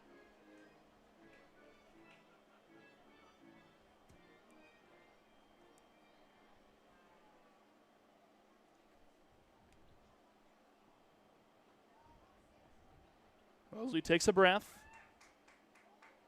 Deals the 0-2. That one misses over the outer half. 1 ball and 2 strikes.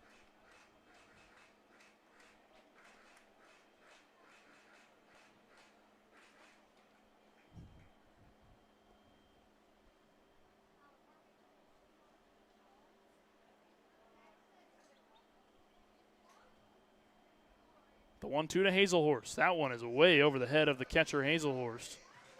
That's the first time we've really seen Mosley lose control of his pitches so far. Hazelhorst had to duck out of the way to avoid that pitch, as now the count moves to 2 balls and 2 strikes.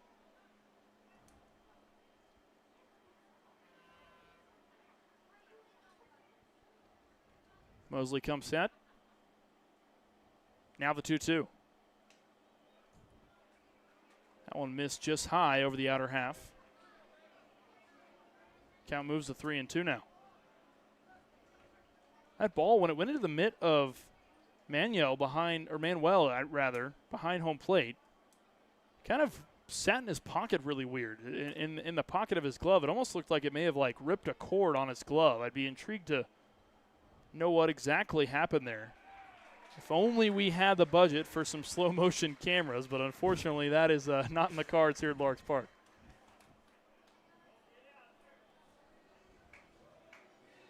So Hazelhorst will able to get on base with a walk, a base on balls, and now a courtesy runner will come in. Max Flowers, the Hutchinson Community College freshman, will make a trip down to first base. The Larks now have the go-ahead run on first with 1 down and the top of the order up with Cooper Holtorf at the plate.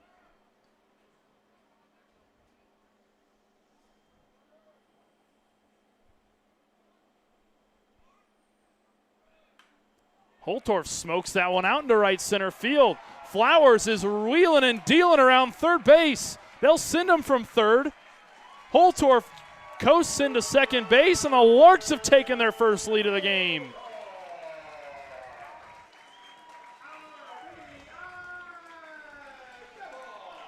Holtorf saw how big of a gap there was between the center fielder and right fielder, and that was a perfectly placed ball. The Larks had the lead in a 2-run 6th inning. After, in the previous 5 innings, they didn't get a single hit. It's crazy how one hit can totally sway the momentum of a game. And that hit was brought to you by Cade Green, who hit that solo shot out to left field and just totally broke this one open for the Larks, as now they've got a 2-1 lead over the BJs. And the problem for Liberal is that they haven't been warming up any pitchers tonight, so they're going to have to keep Mosley in the game until they have a pitcher that's ready to go. Makes you wonder now, how long are they going to let Mosley go here? Obviously, they want to do all they can to conserve their bullpen, with this being a non-league matchup, but league competition or not, every game really counts in the grand scheme of things when it comes to the NBC World Series and the grand scheme of the season. As now Cooper Holtorf stands 180 feet away from home, and now the two-hole hitter Trent Baker and left fielder stands in at the plate. The first pitch to Baker's into the turf for ball one.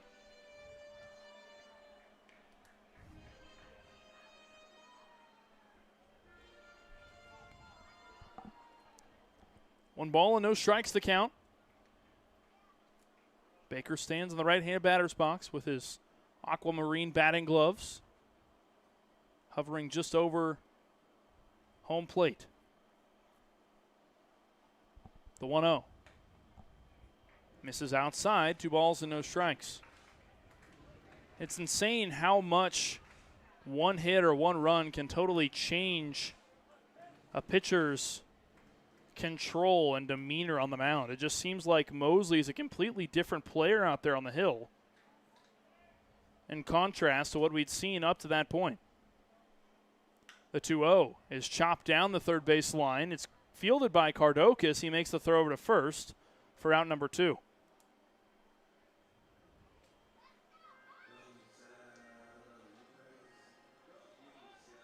So now 2 away here in the bottom of the 6th inning, and the designated hitter, Hutch Russell, up to the plate.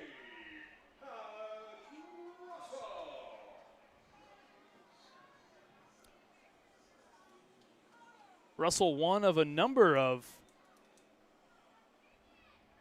players who have had relatives that have played for the Larks. It's always neat to get to see that. You see different generations or siblings of players getting to play. As Hutch Russell now drills one out into right field. It'll be down for a base hit. He'll go for extra bases. That one goes all the way to the warning track. Anthony couldn't field it out in right field, and that's an RBI double. The Larks now have a 2-run lead. And Anthony had to make a long run to go get that one. He actually didn't field it right away on his initial angle towards the ball. It went all the way to the wall, and he had to come back to go get it. Seems like everything is starting to snowball now for the Larks as they have now generated 3 runs here in the bottom of the 6th inning.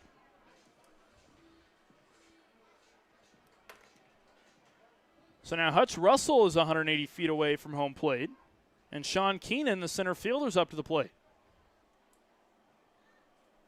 Larks have got a 3-1 lead here in the bottom of the 2nd.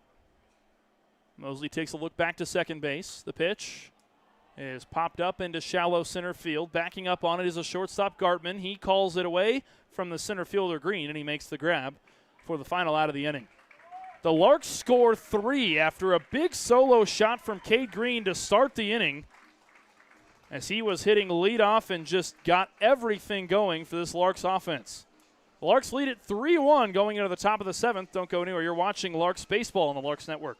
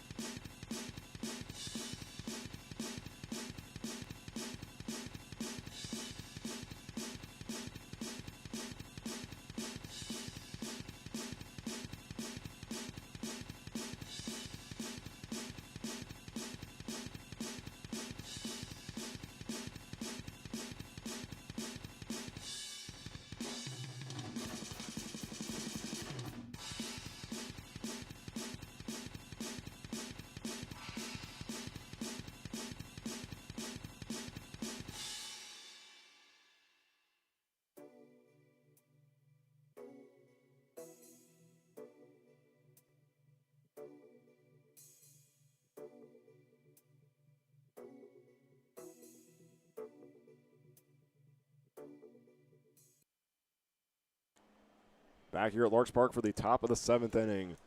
The Larks have taken their first lead. They score 3 runs on 3 hits, and only 1 runner is left stranded, and that includes a solo home run from Cade Green that got it all started. Schmeidler returns to the mound for the top of the 7th inning. Faces Cole Manuel, then Cal Anthony and Charlie Ziola. Schmeidler gives a nod to the catcher Dylan Hazelhorst, delivers the pitch, and goes outside on that one. The count now 1-1. So far today for Manuel, he is 1 for 2. Started with a ground out, and then his most recent appearance was a single. And then in his appearance in the 3rd inning, he flew out, but was able to bring home a run on a sacrifice fly. Next pitch is fouled over the first base dugout. It's now 1-2.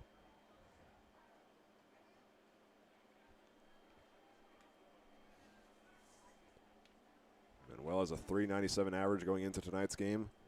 Here's the pitch, and he fouls that one back, just barely making his way over the grandstand.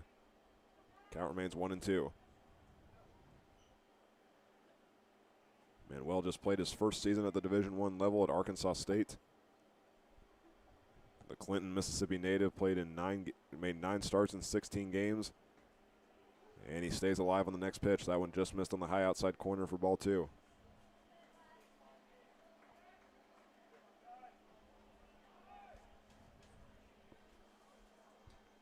Schmeidler looking for another strikeout. That one was not intended to go into play for Cole Manuel. It rolls foul, though. He brought his bat forward just a little bit, and that was enough for a foul ball.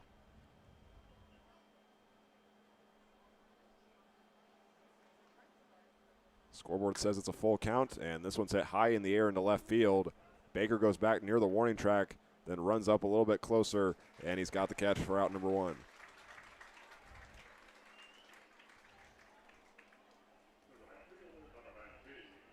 That'll bring up number 19, Cal Anthony, the right fielder in the 4-hole spot.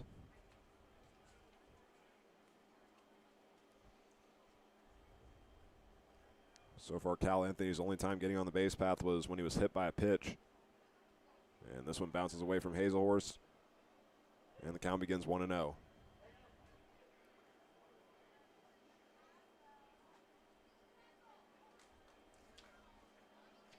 Anthony has scored and gotten at least 1 hit in 6 straight games with the BJs. He moves to a 2-0 count against Ty Schmeidler. He came in the 4th inning, and this one will go off the glove of Dylan LaRue. He scoops it back up, throws it over to first, but it goes wide. And Hazelhorst picks it up, now throws it, and that one's going to go into the outfield. And on an infield play, that's going to send Cal Anthony all the way to 3rd.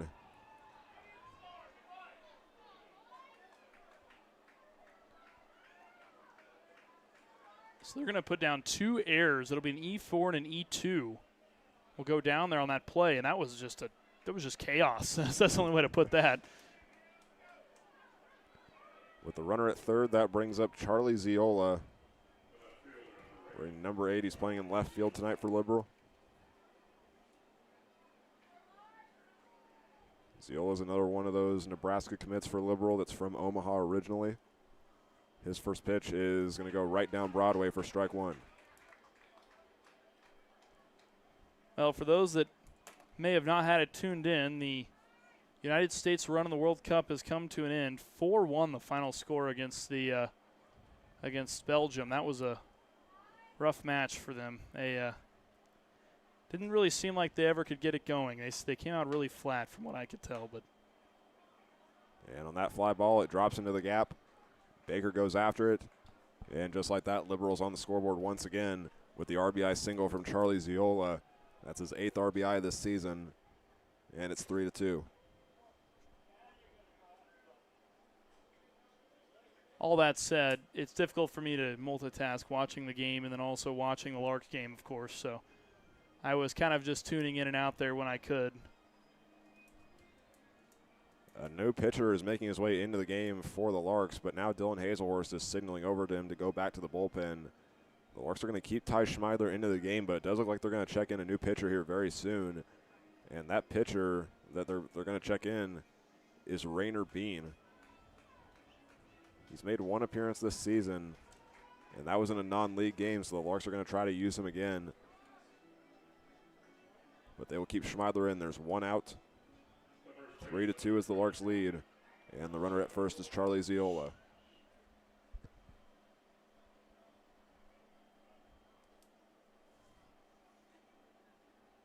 Here is number 23, Josiah Rojas at the plate.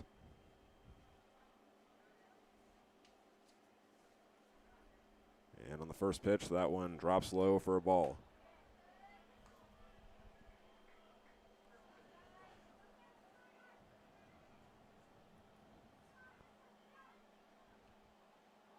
Hazelhorse wants the next pitch low, and that's a swing and a miss.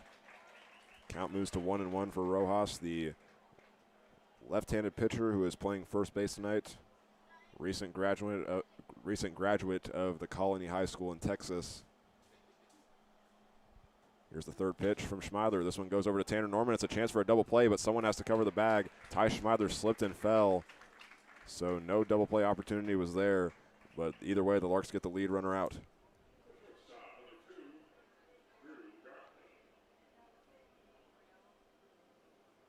There's two away now, and now up is Drew Gartman. And I think this is where the change is going to be made. Keith Harper is back on the mound. And Ty Schmeidler is going to check out of the game after a very impressive performance that included 5 strikeouts and only 1 run allowed. So the Larks are going to bring in Rainer Bean to get that last out here in the 7th inning. We'll be back in just a moment.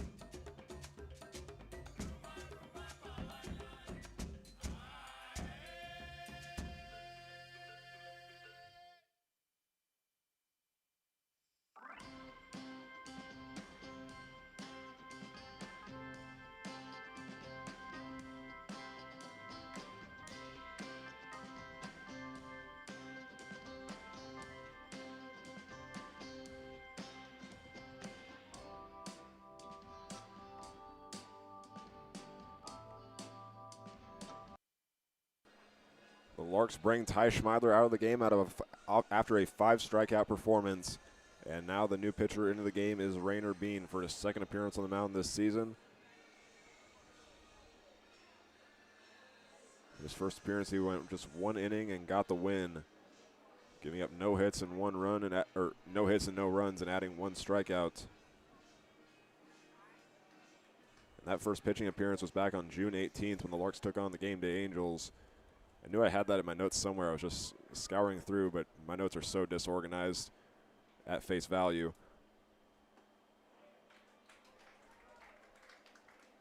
The first batter that Rainer Bean faces is Drew Gartman.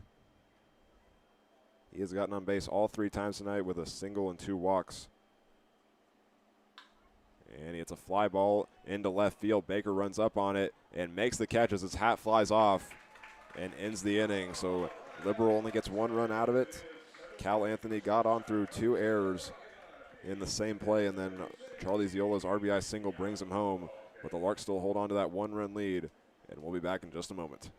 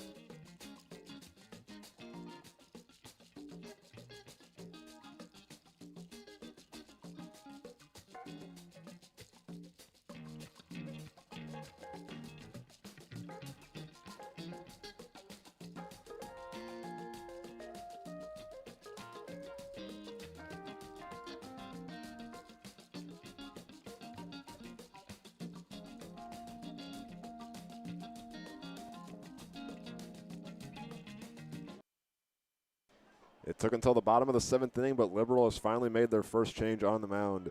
Replacing Joshua Mosley is number 24, Stephen Brown, the junior from Southeastern University down in Florida. And the first batter he's facing is Tanner Norman, and the pitch is ball 1.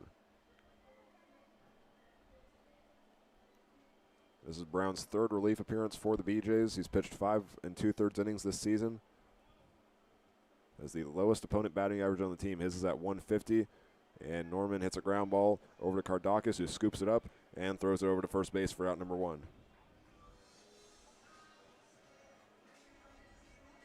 It's the second time that Kardakis has gotten a ground out against Tanner Norman. That brings up Dylan LaRue. He's playing second base for the first time this season.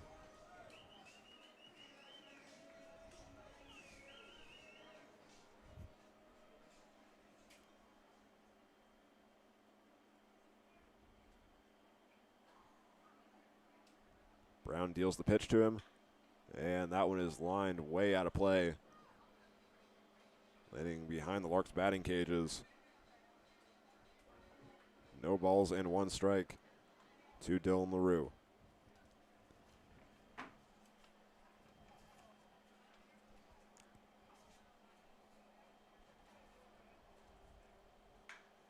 LaRue hits it to the opposite side of the field this time, and running up and sliding down to his knees is Cal Anthony making the catch and getting out number 2 on the scoreboard.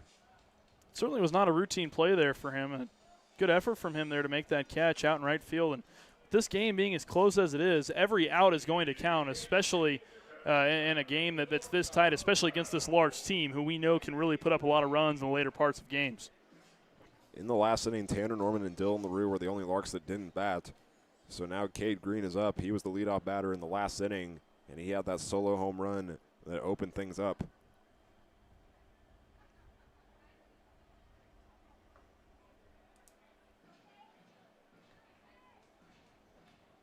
Swings and misses at the first pitch. He's down 0-1. Green's had 2 strikes in all of his appearances so far, as well as at least 2 balls. He's had a ground out along with that solo home run. On the 0-1, that takes a bounce outside, and the count evens up.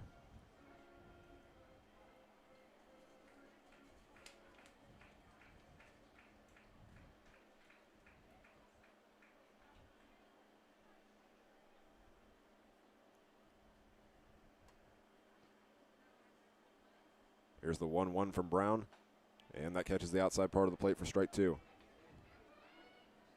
And with Cade Green's home run, he's going to be a player that's in contention for our post-game interview tonight. We try to go with 1 pitcher and 1 batter for each game. So right now, it's Ty Schmeidler, and I'm also between either Cade Green or Cooper Holtorf because he hasn't been interviewed yet this season. And on that swing and the miss, Green will end the inning on a 1-2 count. And the Larks will have a 1-run lead going into the top of the 8th. Hayes Larks.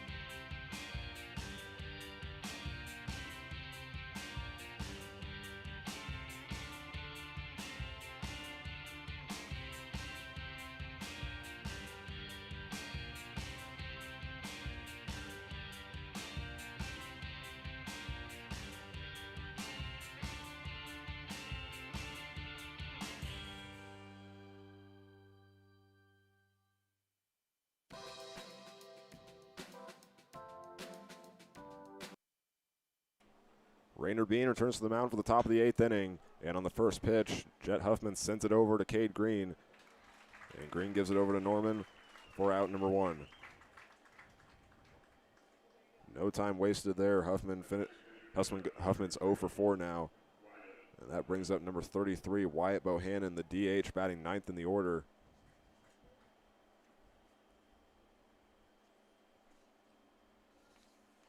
Again, the Larks pitcher in is Rainer Bean. He came in relief for Ty Schmeidler. This is the 3rd batter that he's facing.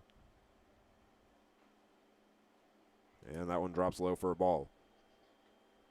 Bean's first game where he pitched 1 inning, got the win, and recorded 1 strikeout without giving up a hit and a run was on June 18th when the Larks beat the Game Day Angels in a 3-game series sweep here at Larks Park. That one misses inside for ball 2.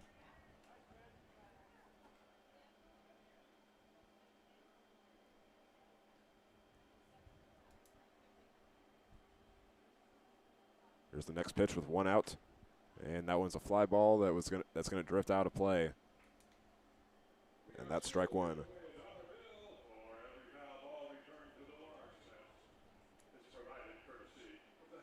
After this at bat, the BJs will go back to the top of their order. They've been through their lineup 4 times now.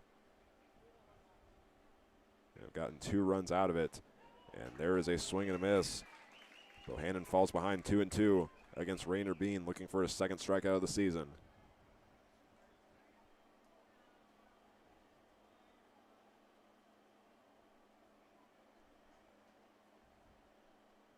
Bohannon waved his bat in front of home plate. Here's the pitch. And the slider just drops a little bit too low, and that's a full count.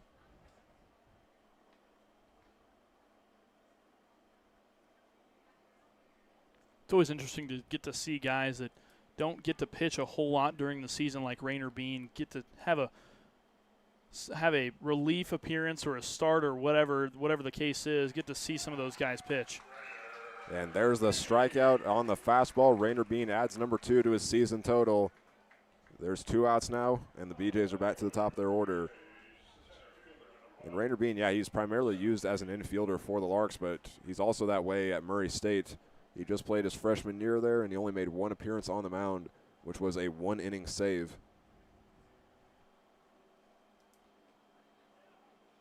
Green went around on that one. I don't think he was intending to do so, but that's strike 1. That was a nasty curveball in that pitch. Green was just trying to get out of the way, really, and he just ended up getting confused between getting out of the way and taking a check swing on that pitch. 1 ball and 1 strike now to Green. Bean's going in search of a 3-up, 3-down inning. The 1-1 drops into the outside corner for strike 2.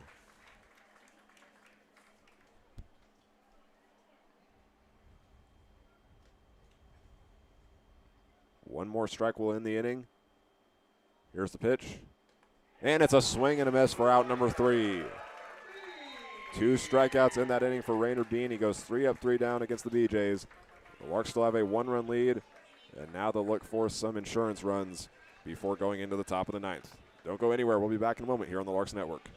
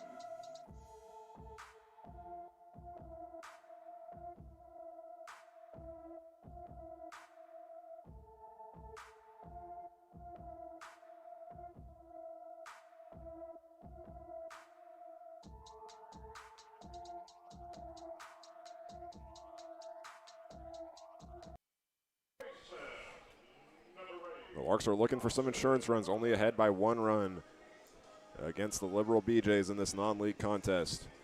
There's still 2 more games in this series. Both of them will be the next 2 nights, that is Tuesday and Wednesday at 7 p.m. first pitches. We don't have any more 6 o'clock games left for this season unless, of course, the Larks play one at the NBC World Series.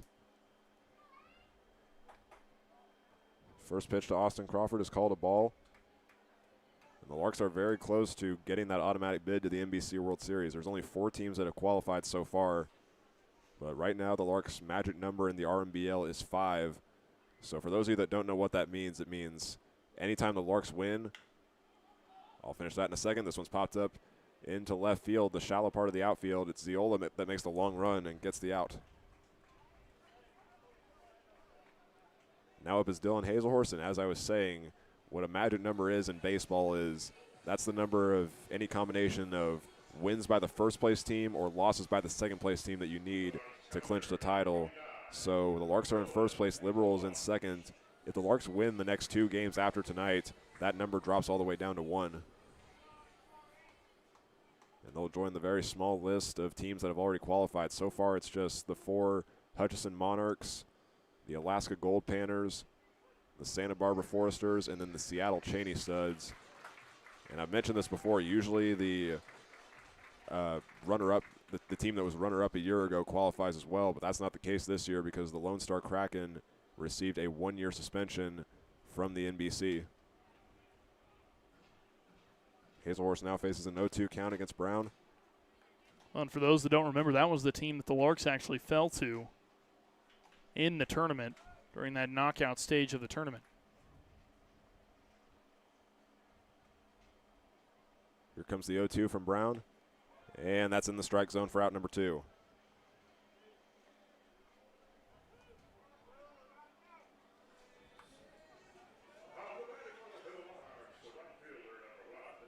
Now up is the right fielder Cooper Holtorf. He brought home he brought home Max Flowers, who was the courtesy runner for Dylan Hazelhorst in his last appearance. That was an RBI double in the 6th inning. That 6th inning was where the Larks scored all 3 of their runs. Here's the pitch. And this one's grounded over to the third baseman Kardakis. And the throws to first in time for out number 3. So the Larks don't get any insurance runs, but they do have the lead going into the top of the 9th. The final inning is up next.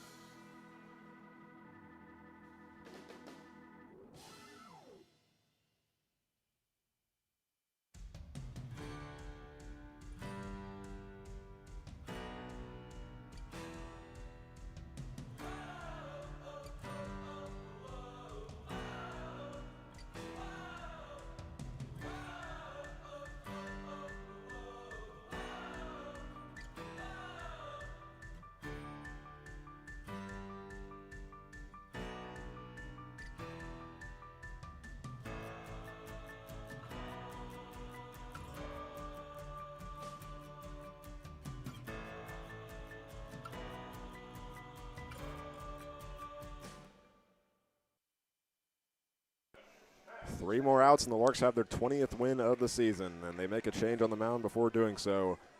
To face the 2-3-4 batters is number 21, Max Hendricks, the freshman from Pima Community College, going for his first save of the year, going into this game with a 2-0 record. He is back with the Larks tonight after last week he went home. He went home to Marana, Arizona a week before the Colorado trip to recover from an injury, but he is back tonight for his second relief appearance and going for his first save. First batter he's facing is number 6, Cooper Kardakis. He's only gotten on base 1 time through an error.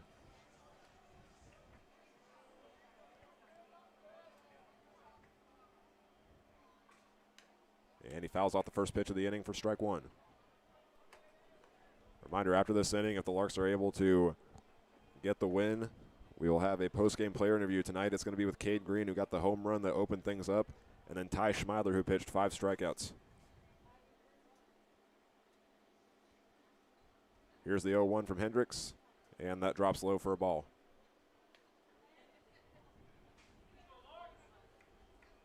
Kardakis came into tonight's game with a .373 average and a .515 on base percentage. So far tonight, he's still in search of that first hit.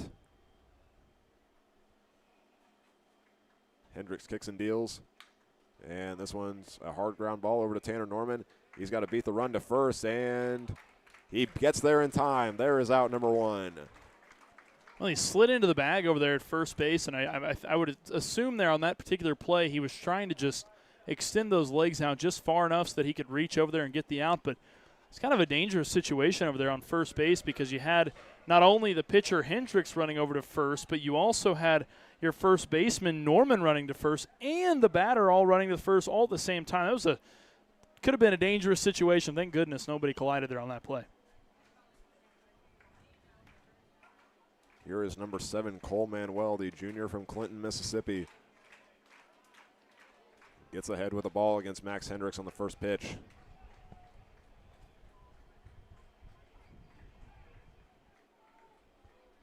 Hendricks has a 2-0 record coming into tonight's game. Those are from his 2 starts. He won't get the win tonight. That will go to Ty Schmeidler. But he can go for a save. So far, the Larks are 6 for 6 on their save attempts this season. 2-0 is the count with 1 out. Here's the pitch. And that one's lined over the first base dugout. And that ties it up.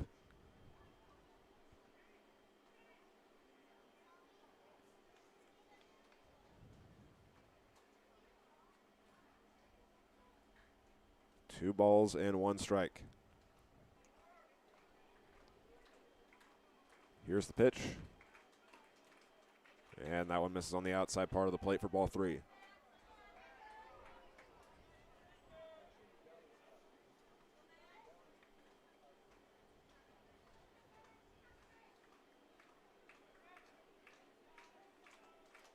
This would be Manuel's second time getting on the base path if he can get 1 more ball. And he'll take more than that. He'll get the hit right past a diving Cade Green. And that's the tying run for Liberal.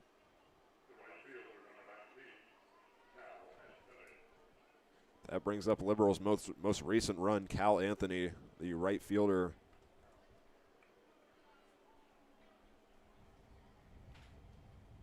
He reached base on an E4 in his last appearance and then made it all the way to third on a different error on that same play.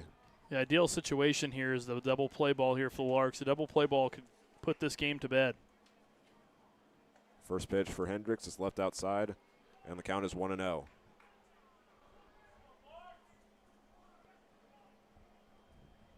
This is the last guy you want to face with a runner on. Anthony has the team best in batting average, on base percentage, and also slugging percentage. And he hits a fly ball into right field. That one's very high up, but Cooper Holtorf's able to get under it. And he's got the catch for out number 2.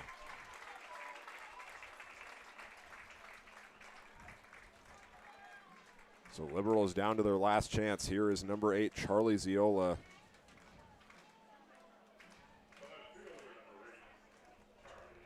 He comes into tonight's game with 10 hits and 7 RBIs.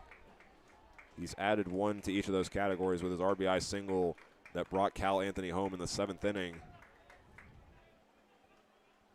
He has a runner at first, and he lines this one, and this one's going to drop down, or no, it's not. Cade Green gets there.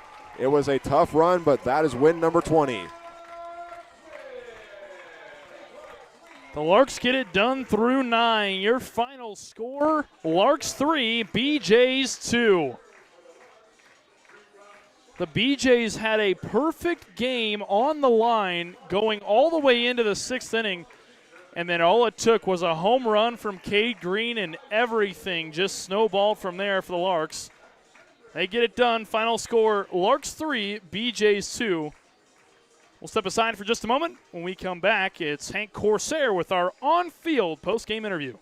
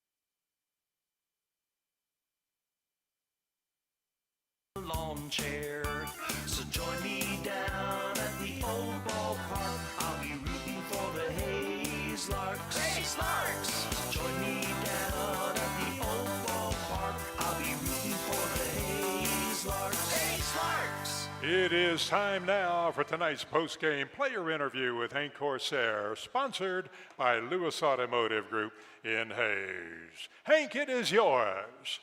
Thank you, Ken. I'm here first with Ty Schmeidler, who had 5 strikeouts tonight. What would you say was allowing you to find the zone? I think honestly for me it was just building my confidence back up after a couple rough outings. But after having a conversation with Harp, and he kind of got my confidence back, and I think that's what worked for me tonight. And when you came in, the Larks were playing from behind, so did you have a different approach going into the game? Yeah, I was just trying to keep the hitters off balance. I had a good feel for all my pitches in the bullpen tonight, so I think that worked well for me, and I kept the hitters off balance. And you are from Hayes. You're going into your senior year at TMP. Playing for the Larks, what has this whole experience been like for you, and what has it taught you? Yeah, I think competing against older guys and being able to get them out too, it's been an experience trying to pitch to them, so hopefully I can keep building on what I did tonight. So, well, congrats on the win. Ladies and gentlemen, give it up for Ty Schmeidler. I'm now here with Cade Green, who had the home run in the 6th inning, which was also the first run of tonight. What did you notice on the pitch? The first at-bat, he kept spinning me a slider, so I was expecting him to come back with that next at-bat. He kept threw me 2 sliders inside, and I saw him well. Threw it again, threw my hands out there, and hit a homer. And Liberal's starting pitcher was perfect up to that point before you got the home run, so what was your mindset like going into that at-bat? Just be aggressive again. I was aggressive the first at-bat. Didn't work. Trust the process. I've always been aggressive, so I just wanted to stick with it. And tonight's game was a non-league game, so you guys will have 2 games now against them that will affect your RMBL record. What's the approach going to be like? Because usually it's league, non-league. This time it's non-league and then 2 league games. Just our pitchers throwing up some more gritty zeros. They did great tonight. That's kind of the reason why we won. They threw it amazing for us. So, just have some gritty at-bats, be aggressive, and go win the game. Congrats on the win. Ladies and gentlemen, Cade Green. There you have We appreciate Hank for conducting our on-field live post-game interview. Hank will be back up in the booth here in just a moment. We'll have our final thoughts and our sign-off from Larks Park. Don't go anywhere.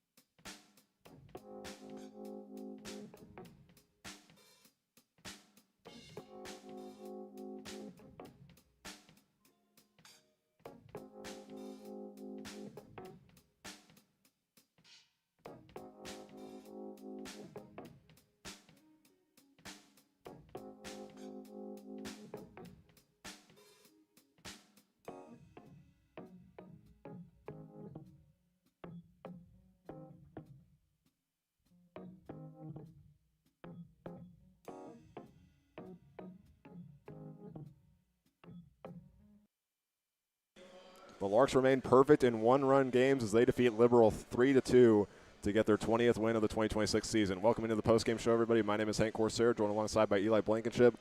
And this was a challenge just like for the Larks, just how we expected it to be. The Liberal is a very good team, bouncing back this year, and they jumped out to that early lead. But once Cade Green had that home run, the Larks took control from there. Yeah, it seemed like everything kind of just snowballed from that moment forward. We mentioned before this game started, it's going to be a rivalry game. It's one of those games that it's going to be, no matter the talent on either squad, it's going to be a close game. It's going to be a dogfight. We saw it with Dodge City. We're seeing it again here with the second-place team in the RMBL rather, the BJs, and it was a fun watch, and man, they kept it entertaining. Both of these squads really did. And it was the pitching and defense that won it tonight. And looking at the scoreboard, the Larks, even though they had more errors tonight, they were able to recollect themselves at times and leave a lot of Liberal runners stranded. So that's something that Liberal's going to have to work on, especially because, like we've mentioned, the Larks are very close to winning the RMBL title.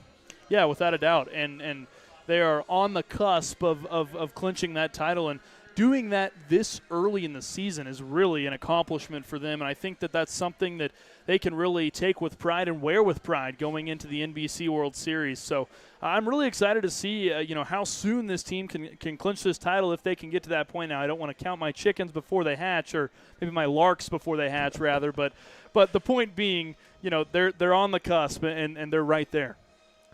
And looking at both teams for their pitching, the Liberal only throws 2 pitchers tonight. The Larks use some guys that you might not see in the league games, specifically looking at Rainer Bean. So both teams are still pretty fresh in the bullpen.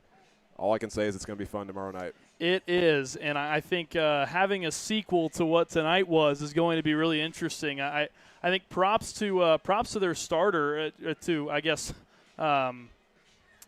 to forgive me, the BJ's starter, for having such a lights-out performance all the way up to that 6th inning. You don't want to discredit that, because having that perfect game bid going into the 6th inning, pitching as well as he did, and then keeping them into that game, into the later parts of that game, and then really it just is a testament to the grit that this team has, the Larks team has. They need to do something with put grit on their jerseys or something. I don't know what it is, but they've got to do something, because it seems like that is the heart and soul of this team. That is the identity of this Larks team. It is just that grit they have. The two teams will be back here at Larks Park tomorrow night. It is scheduled for a 7 p.m. first pitch, and we'll have it right here on the YouTube channel.